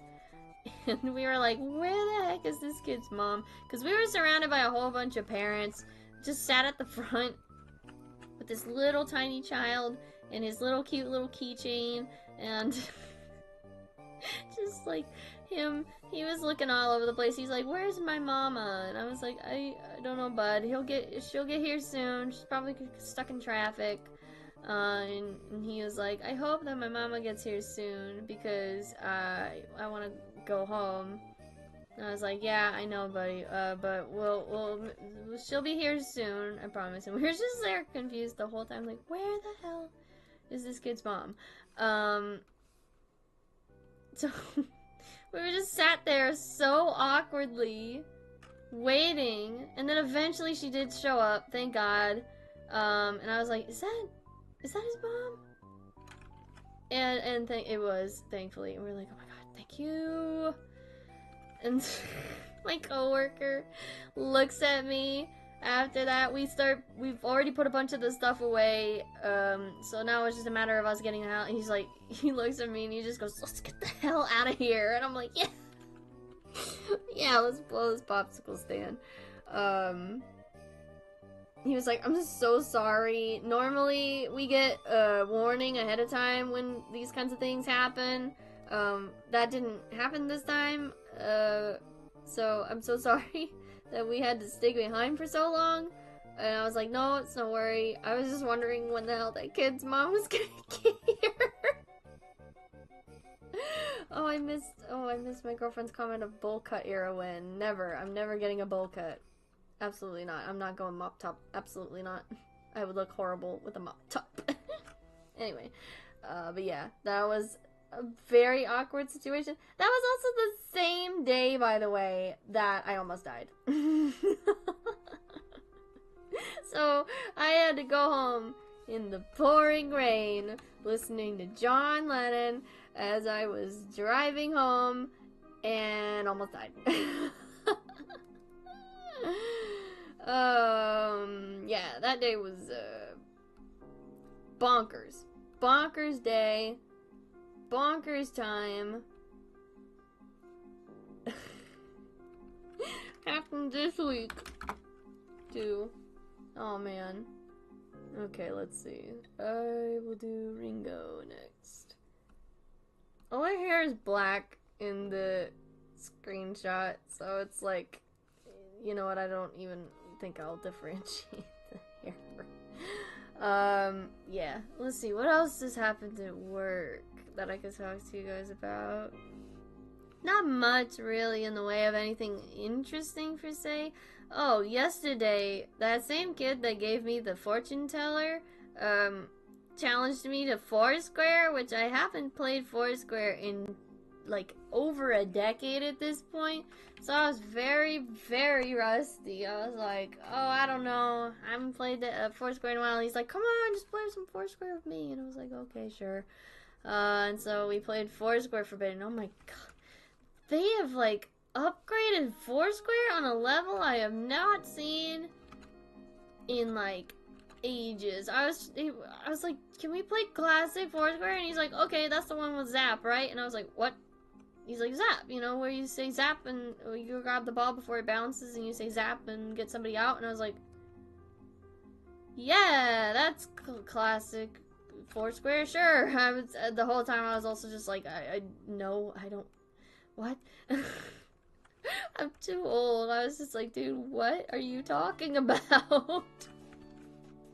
I was so confused. But I played anyway, and now I'm sore. I've been sore the whole day. Dude gave me a workout. God, I was like, bro, whoa, hold on. I'm too old for this. Hello, welcome. I'm finishing up some doodles of the Beatles, and I'm talking about work. Oh, you sub, thank you so much. Appreciate you subbing. I'm glad to have you here. Yeah. Thank you for joining us. Yes, I am finishing up some Beatles doodles, and I'm also talking about work. Mostly I'm just talking about hanging out with the kiddos that I work with, and I forgot to color in John's shoes. Damn it. Oh man. But yeah. Working with kids is interesting because you get a mixed bag of either good, fun things, or you have the worst time ever. Like, a couple of our kiddos got injured not too long ago. One of them got kneed in the face, and the other one got tripped on accident and face planted on the floor, and that was not fun to witness. I was so sad. It was very, very sad. I was like, no, don't cry. Oh no. I was very sad. It was very sad. I was very sad. I was very sad for her. Sometimes a kid will describe a game to me and I'll be like, I did not catch a single word of that. Yep. Oh, hello, welcome. We're glad to have you guys come in. I'm doing doodles. I'm very late today. Normally I'm not this late, I promise. I'm just, I had a time today. I explained it earlier in stream. Yeah. Oops, that's Patty. Sorry, Pabby. Pabby? Oh boy. That's sad. Yeah. It is sad whenever a kid gets injured. I hate seeing kids cry. It just makes me sad. I'm like, no, please don't cry. Actually, that kiddo that's obsessed with my face was crying, and I went up to her to talk to her about it. I was like, hey, what's going on? Because that's the thing that I do specifically is whenever a kid's distressed, I specifically like go up to them, check in on them, see how they're doing, just to get like an idea of if they may need like medical assistance or if they just want to talk. I have a degree in like psychology. I'm not a certified therapist, of course. I only just offer advice. It's not legitimate stuff. I promise I'm not doling out actual psychological advice to children. But yeah, I just check in and see how they're doing. And the girl who's obsessed with my face, she was crying, and I checked in with her and I said, hey, how are you doing? Is something wrong? What's happening here? And she told me that one of the girls that she's close with insulted one of her drawings that she was doing. And I don't know specifically what she meant by it, but she said that the girl said that her drawing looked so 2020, and I don't know what that means, but I was still like, dude, that's not very nice of her. And I asked her specifically outright, I was like, does this girl and you have issues often? And she gave me this like look, and I was like, oh, I'm gonna take that as a yes. And she told me about a bunch of other stuff that went on between her and this girl, and specifically one of the things that she told me was that she has very specific biases. I'm not gonna specify the biases, but other than the one that pertains to me specifically, because she's told me that the girl insults non-binary people in their existence. To which I was like, oh, that's not nice. And I told her that's most likely a product of her environment, like her growing up. And it's not okay. I told her, of course, still, like, that's still not okay, but, like, it's still... She didn't come up with that by herself. She most likely heard that from, like, a parent or something. But it was still, like, sad. She was like, she was upset for me on my behalf that this girl was saying stuff about like people like me, and I was just like, oh, you're such a sweetheart. My goodness, got a lot of empathy for people, and that's good. Drawings are 11 out of 10. Thank you. Sometimes I'll accidentally make a kid cry, and every time I think to myself, wow, I'm a real piece of shit, huh? Yeah. If you were my teacher, I would literally be around you all the time to talk to you about stuff. Dude, I don't know what it is. I don't know what it is. I still don't get it to this day. Like, I don't know why kids think I'm cool. I'm the lamest person ever, and for some reason the kids think I'm cool. I guess it's just because I'm not, like, babying them specifically. Like, sure, I'm treating them like kids still. But, I don't know. I guess it's just because I'm treating them like people. I don't know. I can't explain why the kids like me or think I'm cool. I can't put my finger on it. I legitimately can't. I think it also helps that I have, worked with an educator specifically one-on-one, around kids, and I got a lot of tips on how to interact with kids properly, so I guess I have an idea, but yeah, I don't know. I don't get it at all, but you know what, I'll take it where I can get it. Sometimes I'll hear kids repeat gross bigoted rhetoric, and I'll just be thinking like, fuck, I know the adults in your life are poisoning your mind with that shit. Yeah. Quartz is cooler than any of us. Quartz is cool. You guys are too... Stop it. You're gonna inflate my ego. I'm kidding. But I don't get it. I don't get it. How am I cool? I don't know. I can't.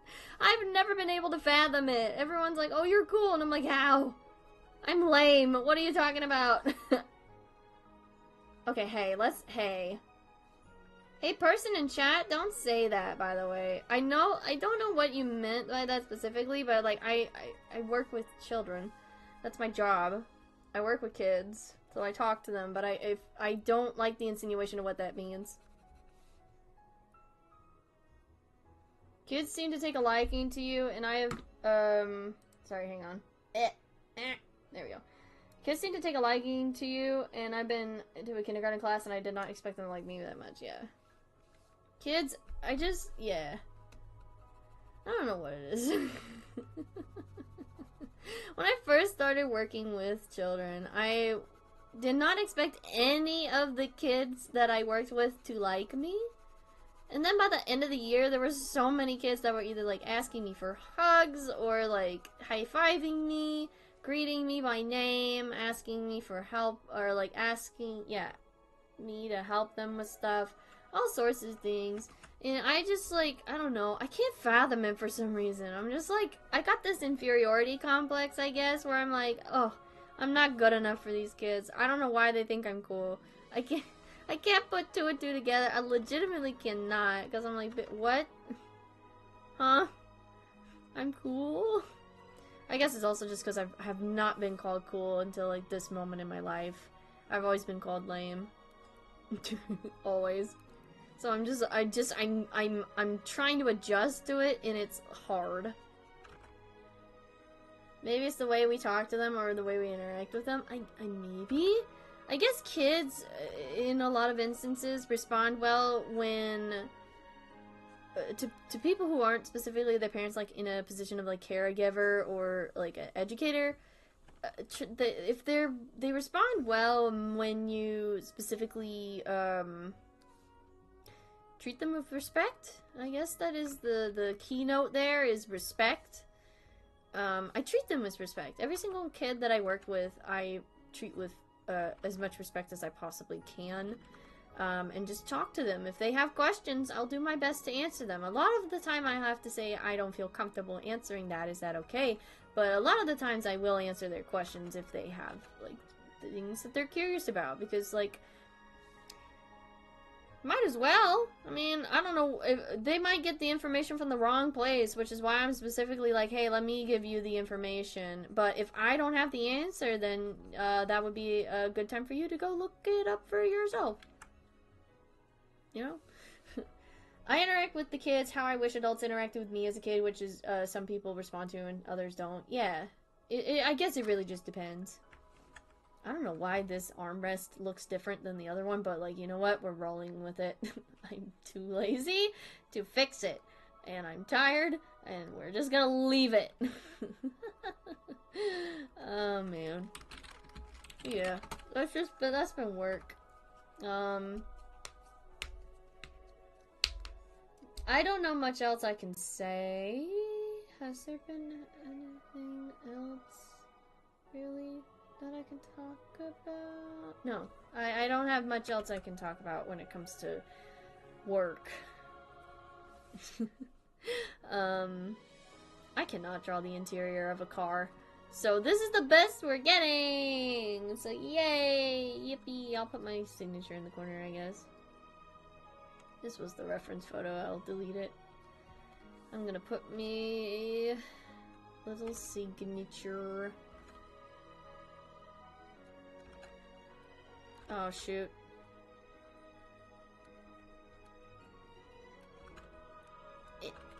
That Z is not very good. There we go. Boom. Done and done. Yippee! They're floating in a void, but that's fine. There we go. There's the thing that we started last week, and I finished it. Yay! I'm happy that we're done with this. I'm kind of still not happy with how it looks. Because, you know, there's a lot of things I could do better, especially pertaining to perspective and all that. But, like, you know what? Sure. It's fine. Yippee, it looks good. Thank you. Oh, shoot. Oh, never mind. I had a student get into the highest audition group in the school this week. That was pretty awesome. That's good. That's awesome.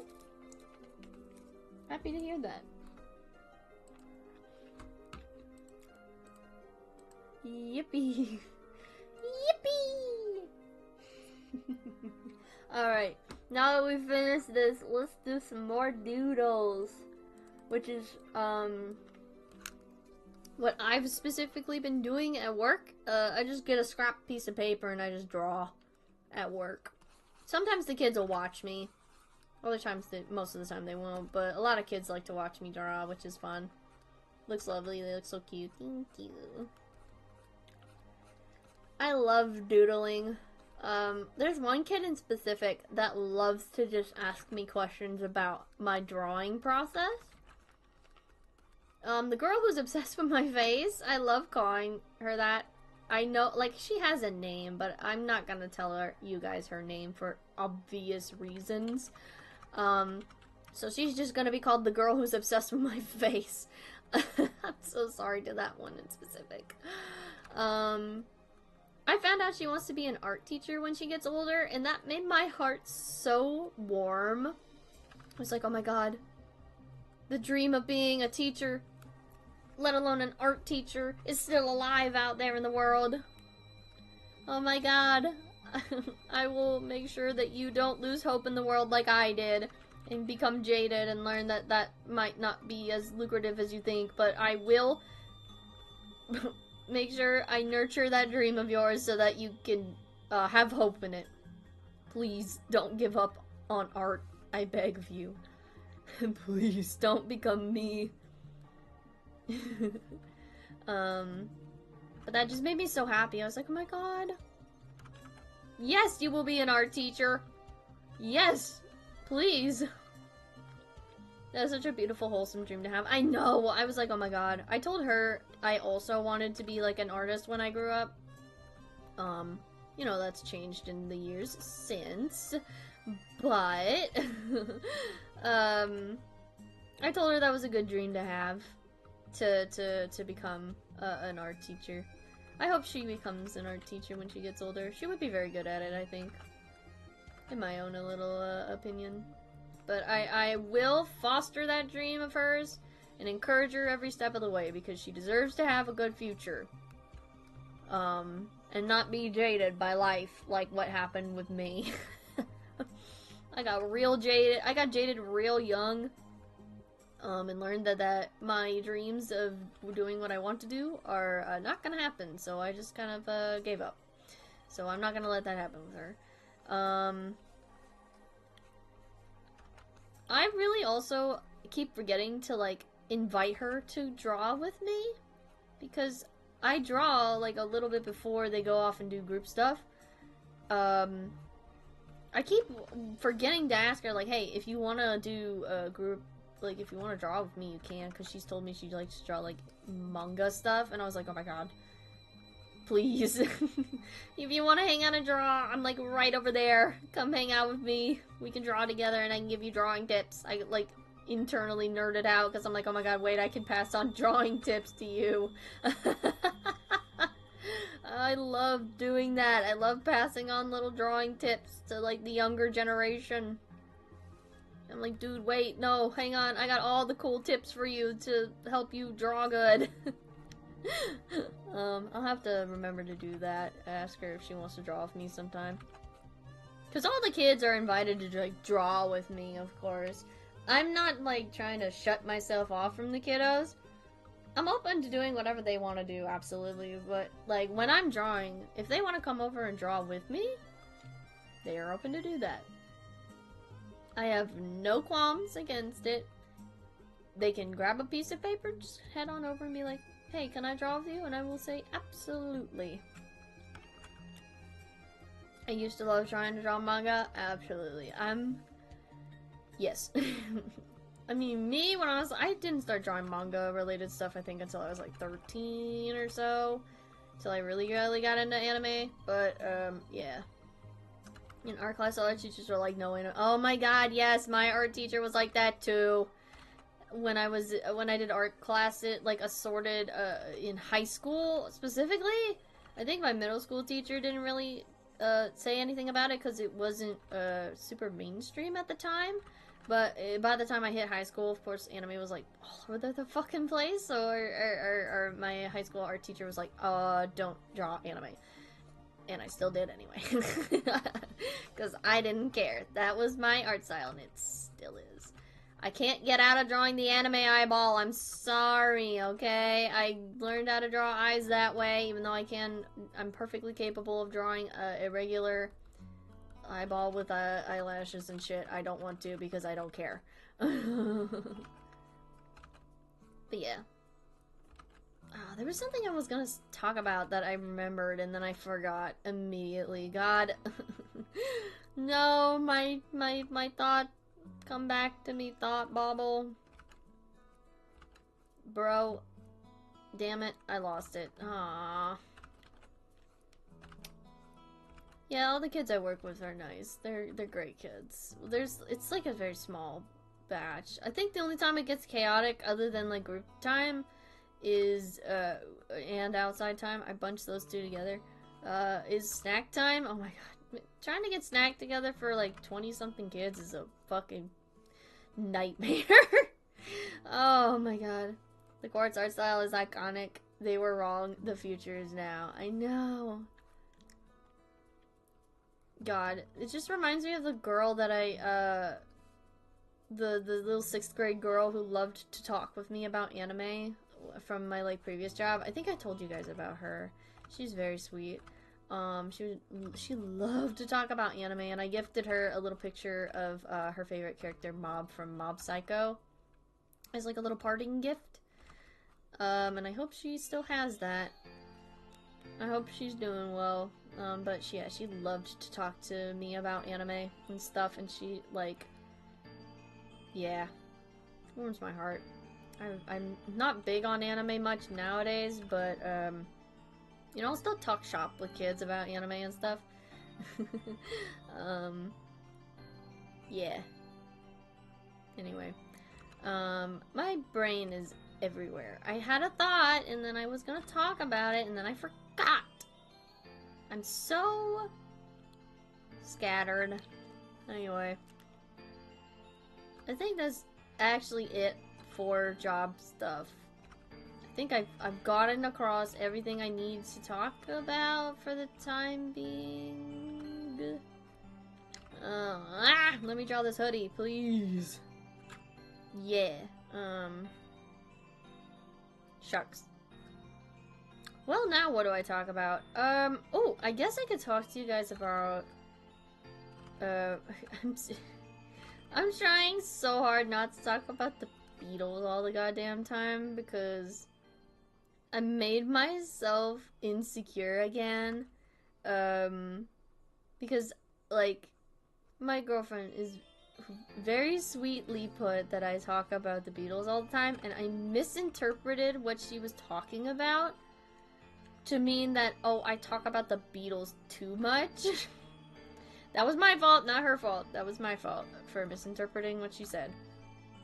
And I took it to mean that I talk about it too much, and I got deeply insecure, and I was like, fuck, damn it, I feel bad now, because that's a lot of what I want to talk about,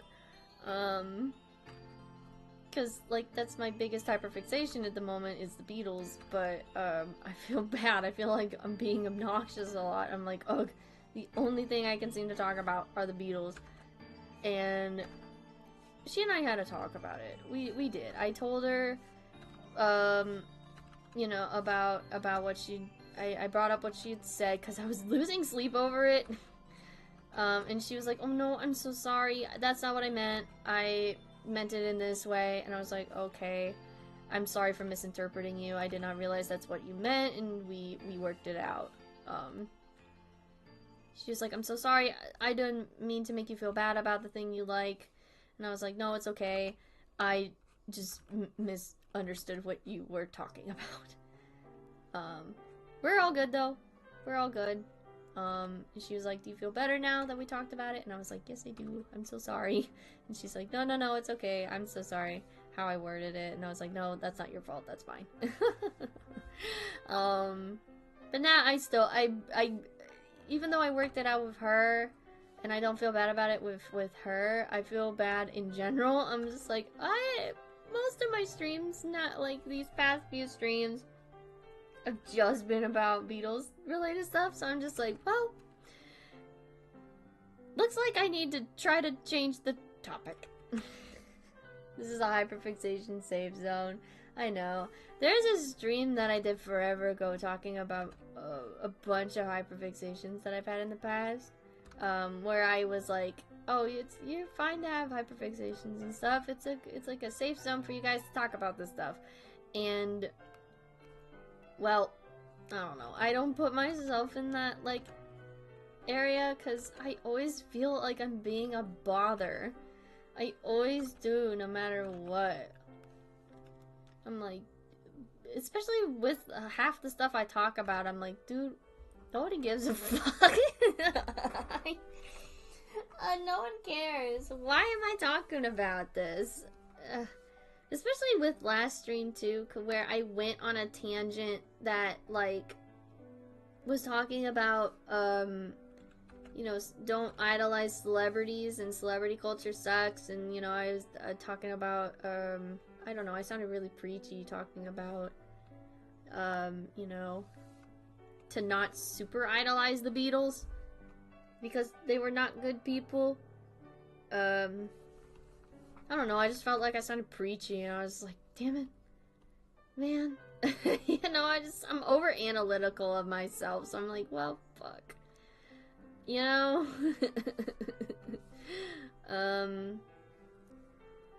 Loved one talks with a loved one devolves into both people incessantly apologizing, it means everything will be okay. Yeah. Of course, if we are on your stream to listen to you talk and chat with you, we do not think you are being a bother.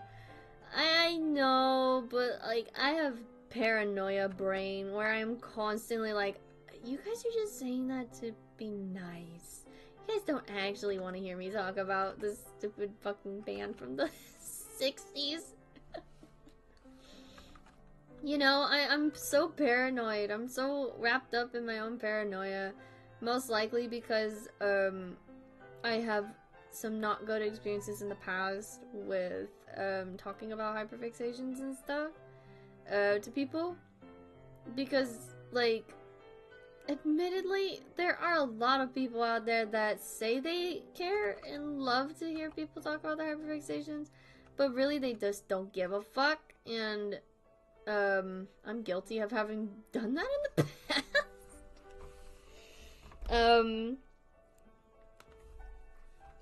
But I don't know, I just have terrible paranoia brain. I'm like, dude, no one cares. Why am I still talking about this? I'm being annoying. Especially rehashing the same shit over and over. I'm like, oh man, I sound like a broken record.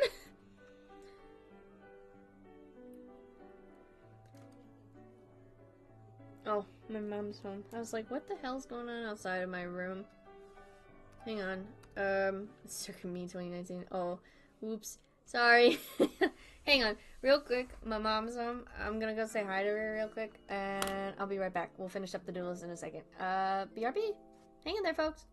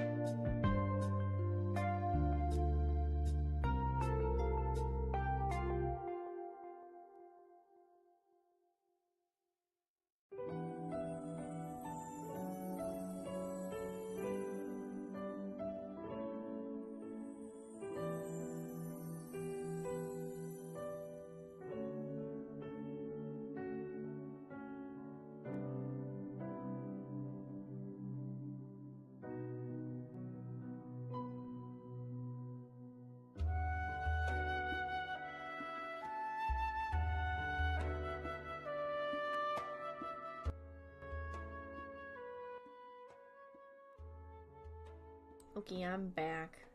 Sorry, I had to go say hi to my mom real quick. Righto. Let's see. Boo doo doo doo doo doo doo doo doo. You saw Weezer? That's nice. Hello, Neptunes. Welcome back. That's good. Until 13 to go until I reach 250? Really? Wow. Wow, that's impressive. I didn't think I would get that far. Thank you all for your support. I'm still on the BRB screen. Let me change it over. There we go. Hello. Welcome back to me. I'm back. Wow, I can't believe I'm almost at 250. That's so bonkers. I don't know. I've never been able to envision having that many subs in my life, and thank you. Especially with all the low effort content I've been doing as of late. Thank you. Seriously, from the bottom of my heart, thank you. I do think I need to reiterate, what we were talking about earlier in the stream, because somebody, unknown person from that views my channel, went to another artist to commission NSFW art of me, but the artist reached out to me and asked if it was okay for me, like, if I was okay with NSFW content, to which of myself, and I was like, no, obviously not. So no. If you guys are thinking of doing NSFW content of me, no. No, just no. Thank you. Anyway, just real quick, reiterate that PSA, because there's people that are coming in that don't know that I talked about that earlier in stream. Yeah! We're gonna make it. Court Sweep 2024 is still going strong. That's so crazy. I don't know why that's like, I can't fathom that so many people like my content. If you commission an SFW art, of course, you are not part of the court sweep. I hate to break it to you. Yep. Please do not do that. That is a boundary of mine that I have established a long time ago. I wrote a post about it ages ago. I said, do not do that, and somebody tried to justify it and say, yeah, actually, I did say it was okay, to which I was like, no, not at all. Show me where I said that. I'm not comfortable with that at all. I'm laughing at it, but genuinely, like, that fucked me up real bad. I was like, abso-fucking-lutely not. I cannot believe still that that's a DM that I actually got today. Crazy. Not a bot either. Very real person that DM'd me. I was like, what the fuck? Who is that? I still want to know who it is that was trying to commission NSFW art of me. I really want to know, because I want to ban them, first of all, and also, second of all, ask why? Do you find my Sona attractive? What is going on? Like, bro. I don't get it. I don't get it. In the slightest. Not that appealing. Damn it, come on. There you go. Guys, look, it's Laura from my hit Slenderverse series, Tired Chatter. Wow. That's what they look like, by the way. It's like my insert character. It's just me, but tired. That's not actually my hair color or my eye color, but I just thought I would draw that for you guys. There you go.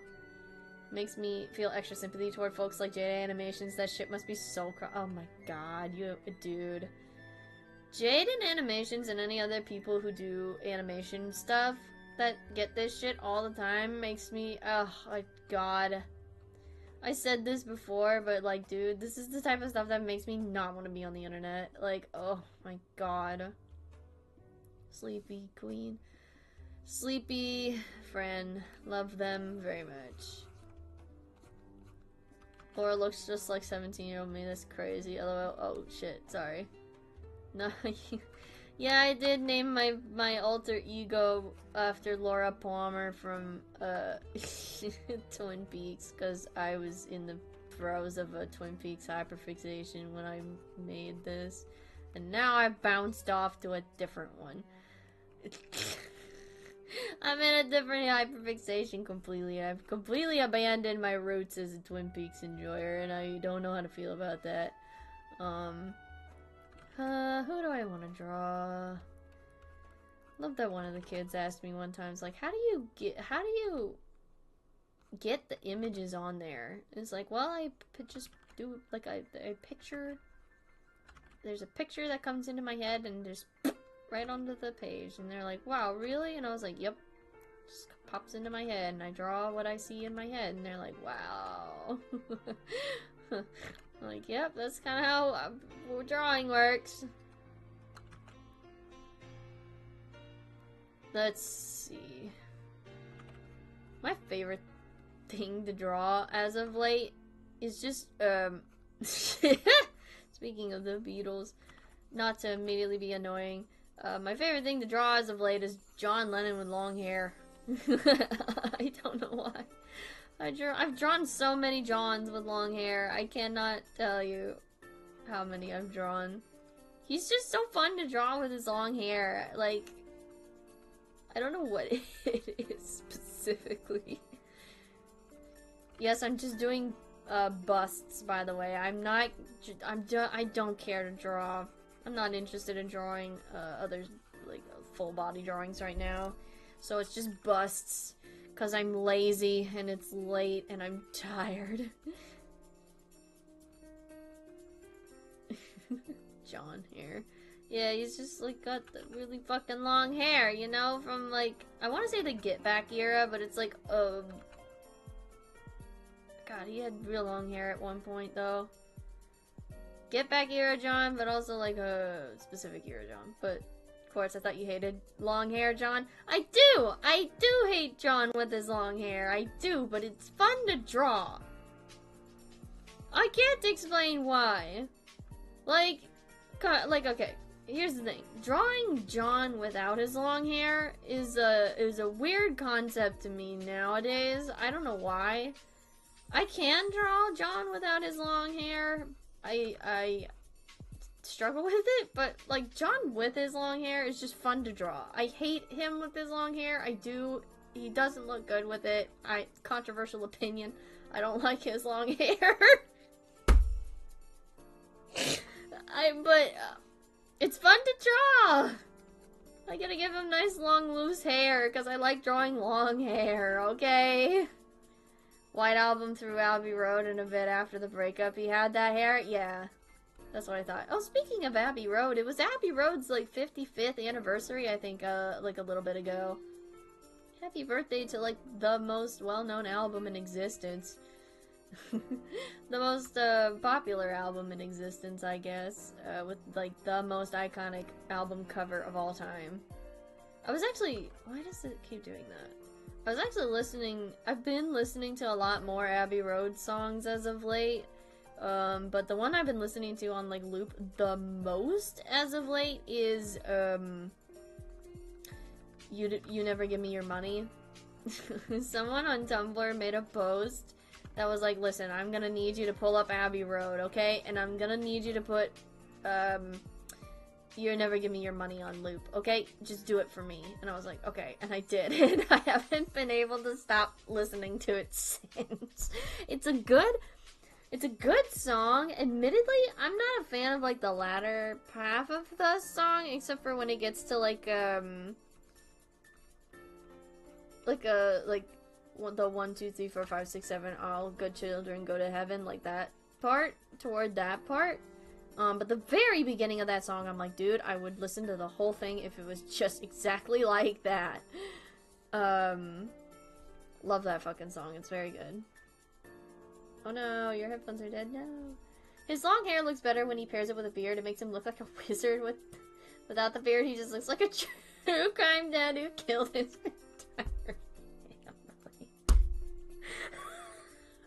I think that's a very funny way to put it, because I feel the opposite way. When he has his beard, he looks really weird with the long hair, but when he doesn't have it, he looks kind of funny. I don't know what it is about my brain. I never really preferred him with his beard, honestly. I guess the beard he has for the Abbey Road album cover looks kind of nice, but I don't know. I reckon it's time I head out. It's snoozing time. See you next time, fellas. Thank you for dropping by, Maddie. Thank you for coming by. It's been so long since you've been here, but thank you so much. Oh, it's been nice having you here. I hope to see you again soon. Ah, shoot. Bye, Maddie. Goodbye. Okay. Me as I struggle to draw John's hair and accidentally make him look emo. just make him look like Brendan. I'm done. No, I shan't say the name. I shan't. Oh my god, dude. Oh, dude. Oh, man. You never give me your money. I'm thinking about you never giving your money again. Still kind of funny. I still think about... I still like thinking about occasionally when I get stuck in traffic and I'm swapping over. When I have the White Album, I'm just swapping over the songs and I'm putting on the second CD that I am just like scream singing Your Blues in the car. I love thinking about it. What I'm getting a DM. Hold on.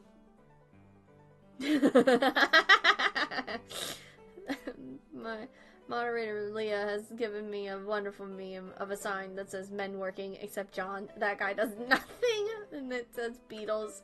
The Beatles in 1969.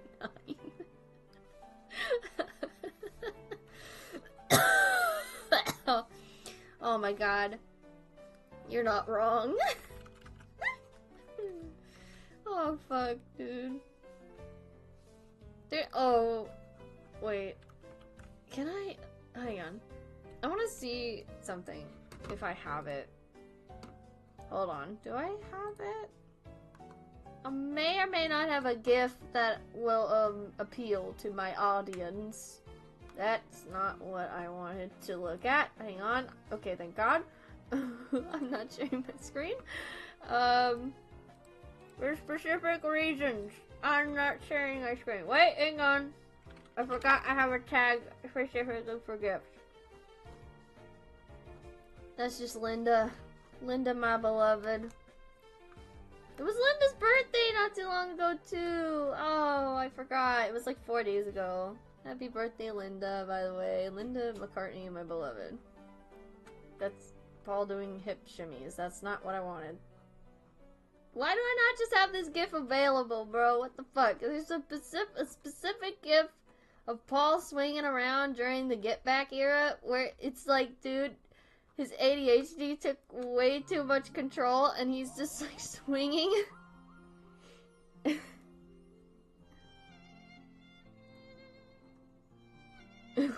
I can't find it. Damn it. Where did it go? My GIFs aren't loading. Also, this George album cover makes me laugh hysterically every time I see it. Yeah. I love the Cloud9 cover too. It's very good. It's very good. Where is it? Where is it? That's Ringo giving Paul a hug, which is very sweet. Wait, what if I look up? Wait, hang on. I have a keyword I need to look up. Yes! Yes! It worked! I'm a genius. God, I'm a genius. What can I say other than hell yeah? Hang on. Is perhaps rivaled only by John's Evangelion album wait, what? What? John's Evangelion cover? Oh, I need to know about that now. Please. I need to know what that means. You know what? Okay, I gotta wait for this GIF to load, so I'm gonna, just go back to doodling and check in on it later. It's taking too long, and I'm just like, I don't have time for this. But I need to know what you mean by Evangelion cover, excuse me, because that, I'm like, wait, hold on. What?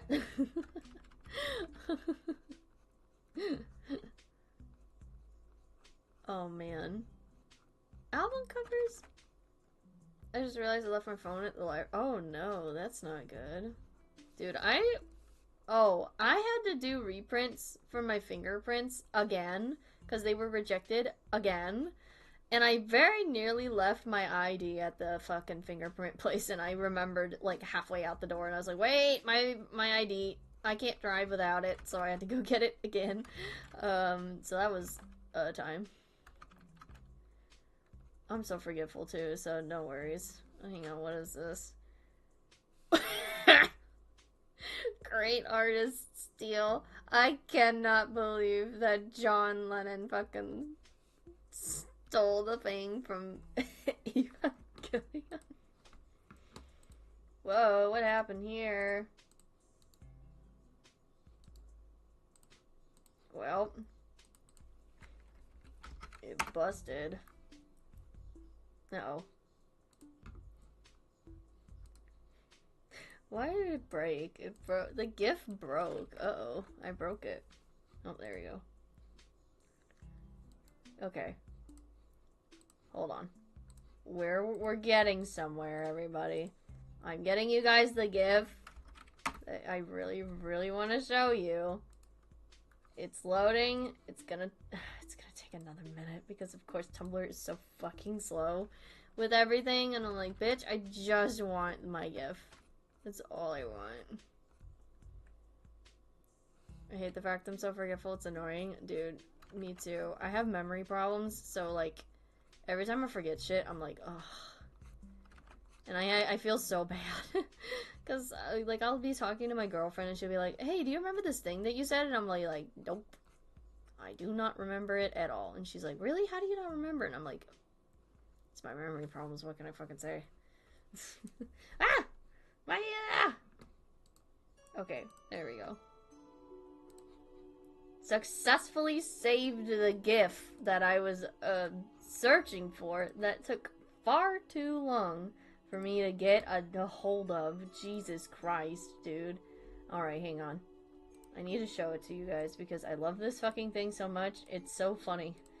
So this is from when Paul, they were doing the Get Back sessions. He's just, I don't know what he's doing. I do not know what he's doing, by the way. This is a common thing that he's done. He just like swing around on shit. A lot of us are like saying like, oh, it's his ADHD going out of control. I don't know if Paul actually has ADHD, but this feels like ADHD to me.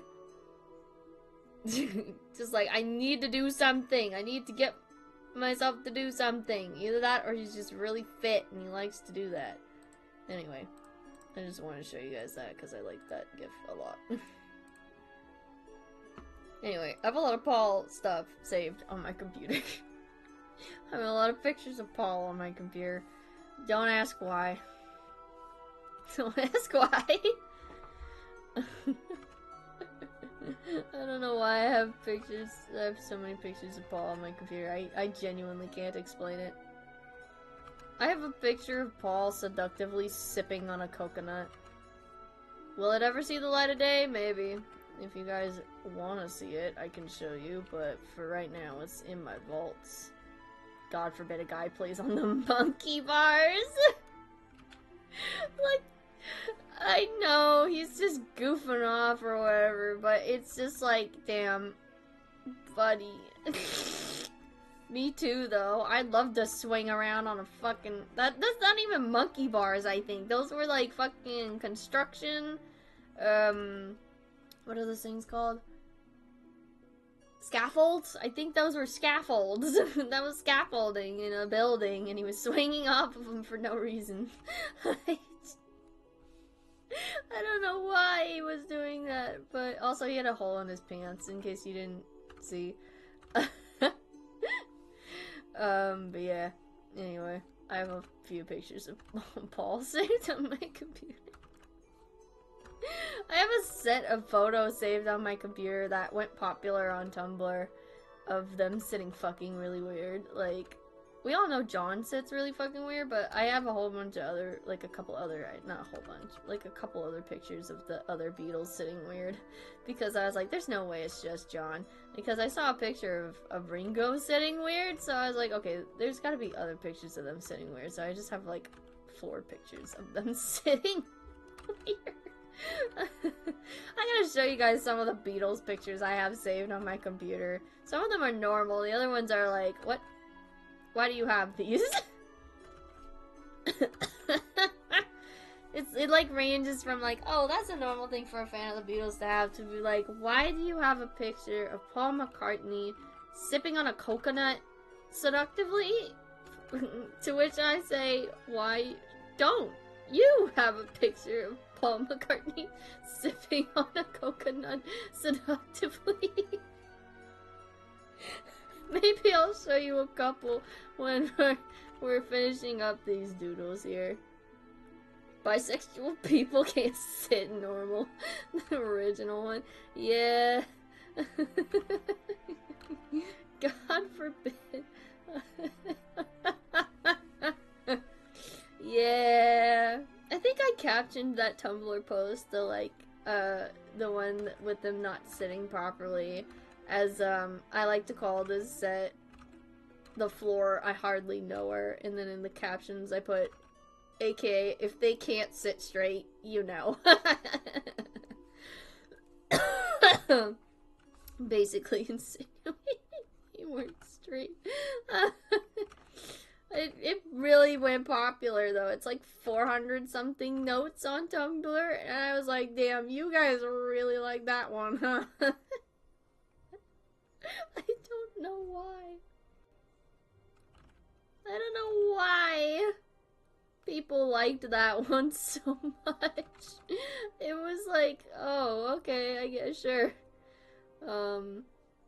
A lot of people were like, yeah, I sit like that too, or like, damn, those guys couldn't sit properly. A lot of other people were like, thirsty. They were like thirst posting in my fucking notes, and I was like, in the like tags and shit, and I was like, okay, you know, sure, I guess, question mark.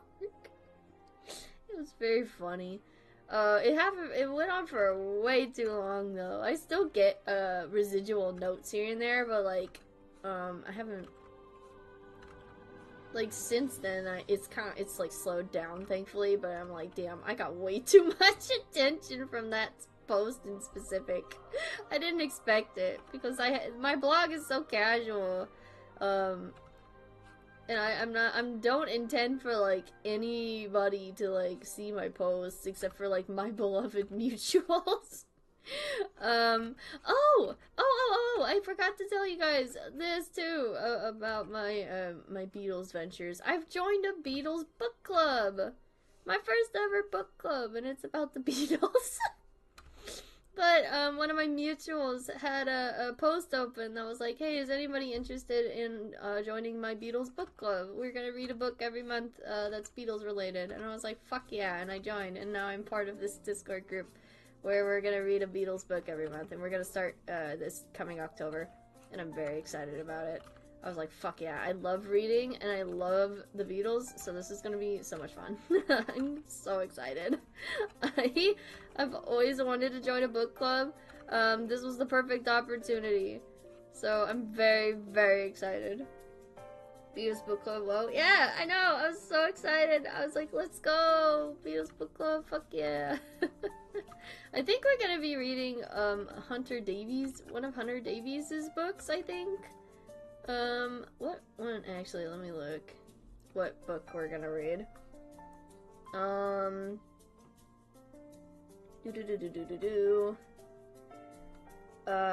Hunter Davies' authorized biography of the Beatles. So I think we're gonna do the 2009 version of the autobiography, or like biography. So that'll be fun. We start in October. I don't have a copy of it. But I'll figure it out. But I'm very excited. I've always wanted to join a book club. Although my reading motivation is very not good right now. Because it took me like 2-3 weeks to read through my last Toni Morrison book, which I don't know why it took me that long to read the book. I think it's probably because I started up my new job or whatever. But I've only read a couple of books this month. I think I've only read like 3 books this month, which is woof, my bad. But I'm excited. You're so good at drawing clothes. I'm kind of bad at drawing clothes, but know what design I want to draw. I'm not good at drawing clothes. I'm gonna be so honest with you. The way I draw clothes are it's just kind of like improvisation, and a lot of what I've learned when it comes to drawing clothes is just like watching other people draw clothes over the years. So a lot of what my designs come from are other people's drawings. Most of the time I do simple tees, but I am trying to push out of my comfort zone. Finished haunting a Hill House, and I feel a bit weirder about saying Eleanor was just like me for real for the whole time, but she's still in my heart. I know. You were sending me passages from the book, and you sent me the one where she's like, I'm just a silly baby or whatever, and you were like, she's just like me for real, and I was like, hell yeah. I loved you sending me passages from the book. It was great. I was like, oh hell yeah. Live blog your experiences to me about Haunting a Hill House. I fucking love that book. It's very good. Highly recommend it, by the way. Just from my own book expertise. Please read The Haunting of Hill House by Shirley Jackson. It's a very good book. If you've seen the Netflix adaptation and you liked it, I think you'll like the book a lot more. One, because it doesn't have a family dynamic in it, like in the TV show. It's just like a group of people, and it's got a lot of lesbian undertones in it. So, if you're interested in that, I think you should give it a spin. And also, it's very ambiguous. It's very psychological horror. The descriptions that are written by Shirley Jackson are haunting as hell, and I think about them all the time. Just read it in general. But, you know, there's also audiobooks available if you don't have access to the book or don't, you know, want to read it. You can just listen to it too. Audiobooks still count as reading in my eyes. So, yeah, just, you know what? Give it a shot. I know it can be intimidating, especially given the time period the book was written in, and a lot of the verbiage is, like, old-fashioned, hard to understand, but I guarantee you still will be able to follow the story regardless. It's not that hard of a book to, like, keep track of the plot. I think you'll have a good time with it. So yeah, I'm giving it my full endorsement. I like both the Netflix adaptation and the book, but they are very different. I view them as, like, entirely separate entities, kind of. Yeah. Yeah. They are very separate entities. Because they're... Oh, excuse me. They're not telling the same story. Shirley Jackson's is telling in a completely different story from the Netflix adaptation of it. The sapphic stuff does push the book a bit over the show for me, but I like both still. Yeah. I get that. I personally thought it was cute. That's just me, though. I gotta get my little lesbian fix where I can, or else I will explode. Why did I give John semi-longish hair? I guess I'm just thinking of John from, like, the Rubber Soul era with that kind of longish hair. I like his hair looking like that, so I'm like, oop, I might as well draw him with this hair. Even though I should reasonably draw him with, like, a mop top, but, like, whatever, I don't care. This is my drawing, and I'm gonna do whatever I want with it. The prose reads very easily. I don't think anyone should have a hard time reading it. Exactly. It's a very good entry-level, Shirley Jackson, in my opinion.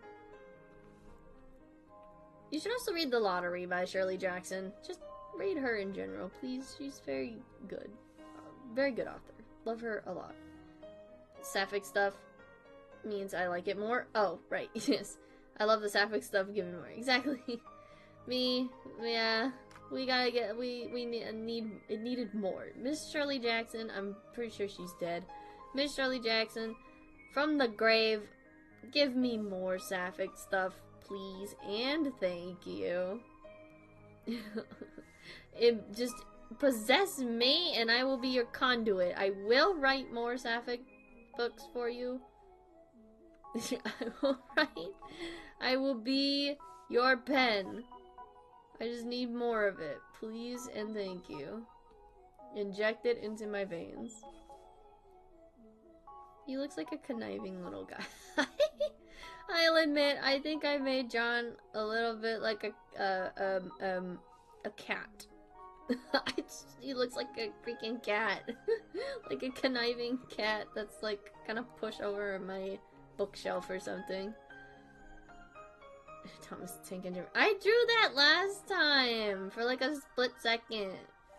Remember? I drew him, but like I drew him in the corner and then I erased him because I was like, I don't want to keep him in the drawing. I read a bunch of her short stories already, so I already was kind of familiar with how she writes, so I don't know how someone who's never read her would handle it. I mean, I read the lottery forever ago, but it was really my first time reading from her, so technically I guess I count as someone who hasn't read from her. But I would say she's very accessible. A lot more accessible than, like, say, Mary Shelley with Frankenstein. Even though I love Frankenstein, good God, that prose is so good, I can't understand it. They made us read The Lottery in school, and I do enjoy it, but reading The Witch is what made me be like, okay, I gotta read everything this woman's ever made. I need to read The Witch. I just need to read more Shirley Jackson. That woman wrote so many good short stories. There was a couple that I heard in, like, synopsized in the Super Eye Patch Wolf video about social anxiety horror that just made me go like, dude, I need to fucking read from her more, dude. Damn. I forgot how good of a writer she was. Because it's been such a while since I read Haunting a Hill House now. This canvas is getting a key smash as its name. I keep pressing the save button. I forget that I hadn't saved the canvas, and it's like, damn, you know what? Fine. Let's see. I think this might be my last doodle for tonight. Cause I am getting eepy, and it is almost 11 o'clock. Oops. Is that too? I can't even tell if this is a good enough blue. Hold on. Trying to jean jacket. There we go. That's better. Plastaboo is making it. I know, I saw! I think it's already out. I really think I'm... Okay, if you guys don't know who Plastaboo is an incredible artist that has a Tumblr. Wink wink, nudge nudge, you should go follow it. He makes incredibly good art. Of like fake video games. He has like a fake video game, or they, actually I don't know what their pronouns are. I should date them for now. They make really good art. They were featured in a Super Eye Patch Wolf video actually not too long ago about fake video games, and oh my god, their art is incredible. You should check them out. Please, please do. I love Plastaboo. I've been following Plastaboo for a bit now. I didn't actually fully start following them until after the Super Eye Patch Wolf video, but please go support Plastaboo's art, please, and thank you. I really, now that I have a job, I just realized that I can buy whatever I want now, and I'm like, dude, I should buy Plastaboo's book so I can read it. It looks good. I don't know what the hell I'm doing. I'm very tired. Oh man.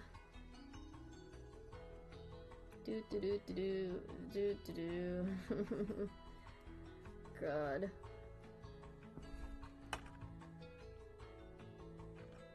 The EP disease is taking over. I wasted a bunch of my energy earlier in stream getting mad at the person trying to commission an SFW art of me. Such a weird... I'm still thinking about that. I'm not over it. I'm sorry. That... I'm going on about it, I know. But I literally can't fathom it. I'm just like, bro, what the fuck? I know I shouldn't call more attention to it, but I cannot fathom it. I'm like, what the hell? Okay, let's see. The other John... need to give him his little suit. His little beetle suit.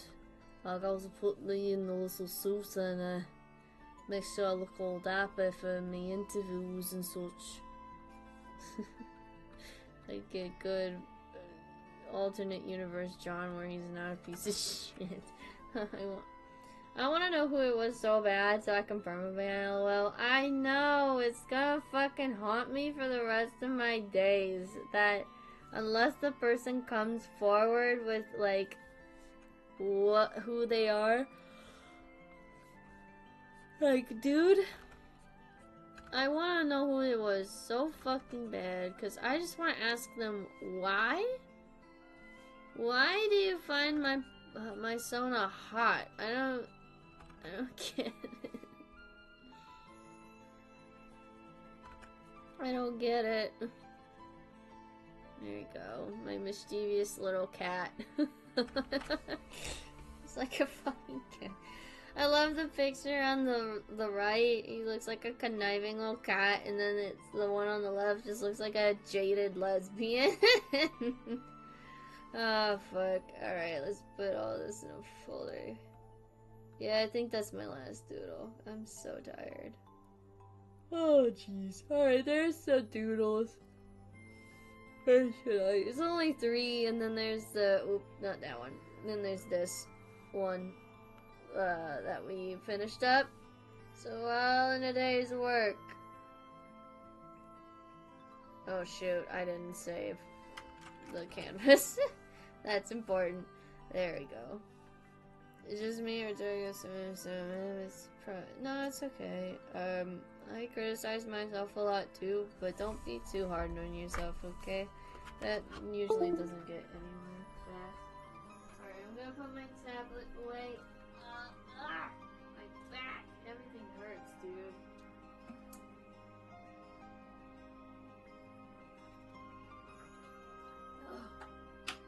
Everything hurts, man. Ugh. Let me go get my little lesbians and put them up on my computer tower. Put them back because I took them off for my tablet. There we go. They're back where they belong. Alright. Ugh.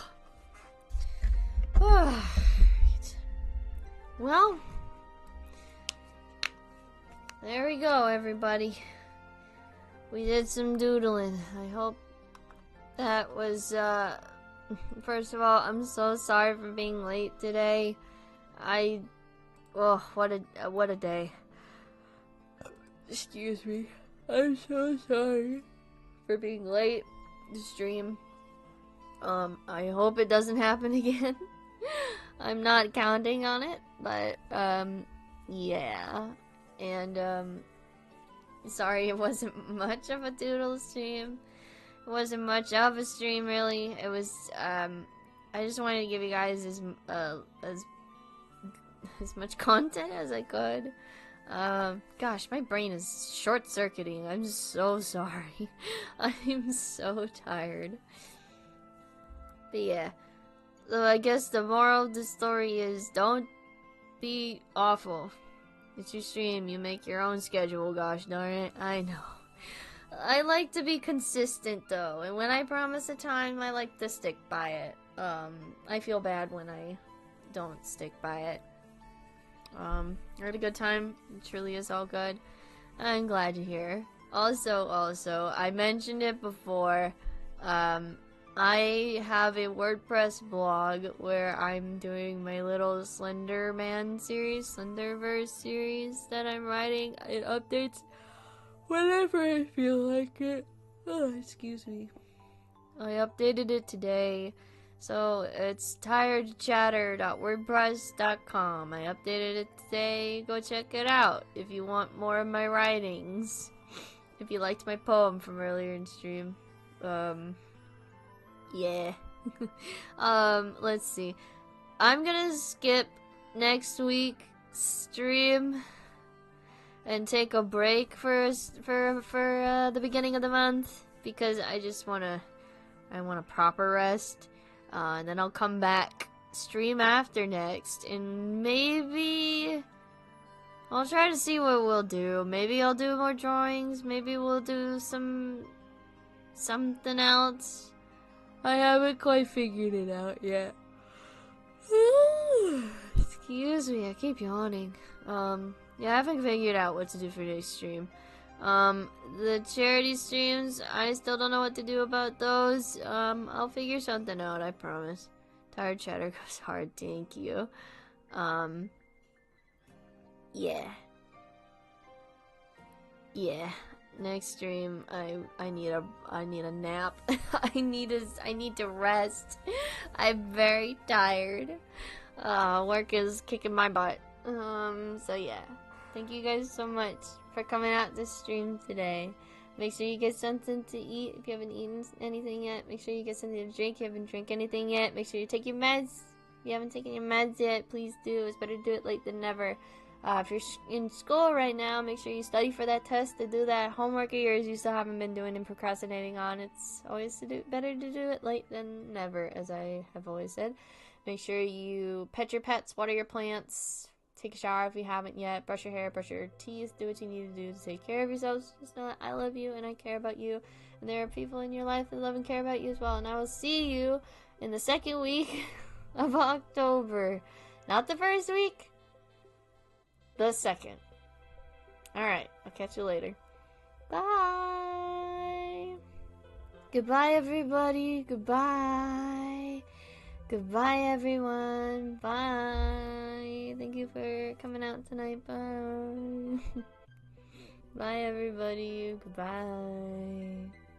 Bye. Goodbye. Catch you all soon.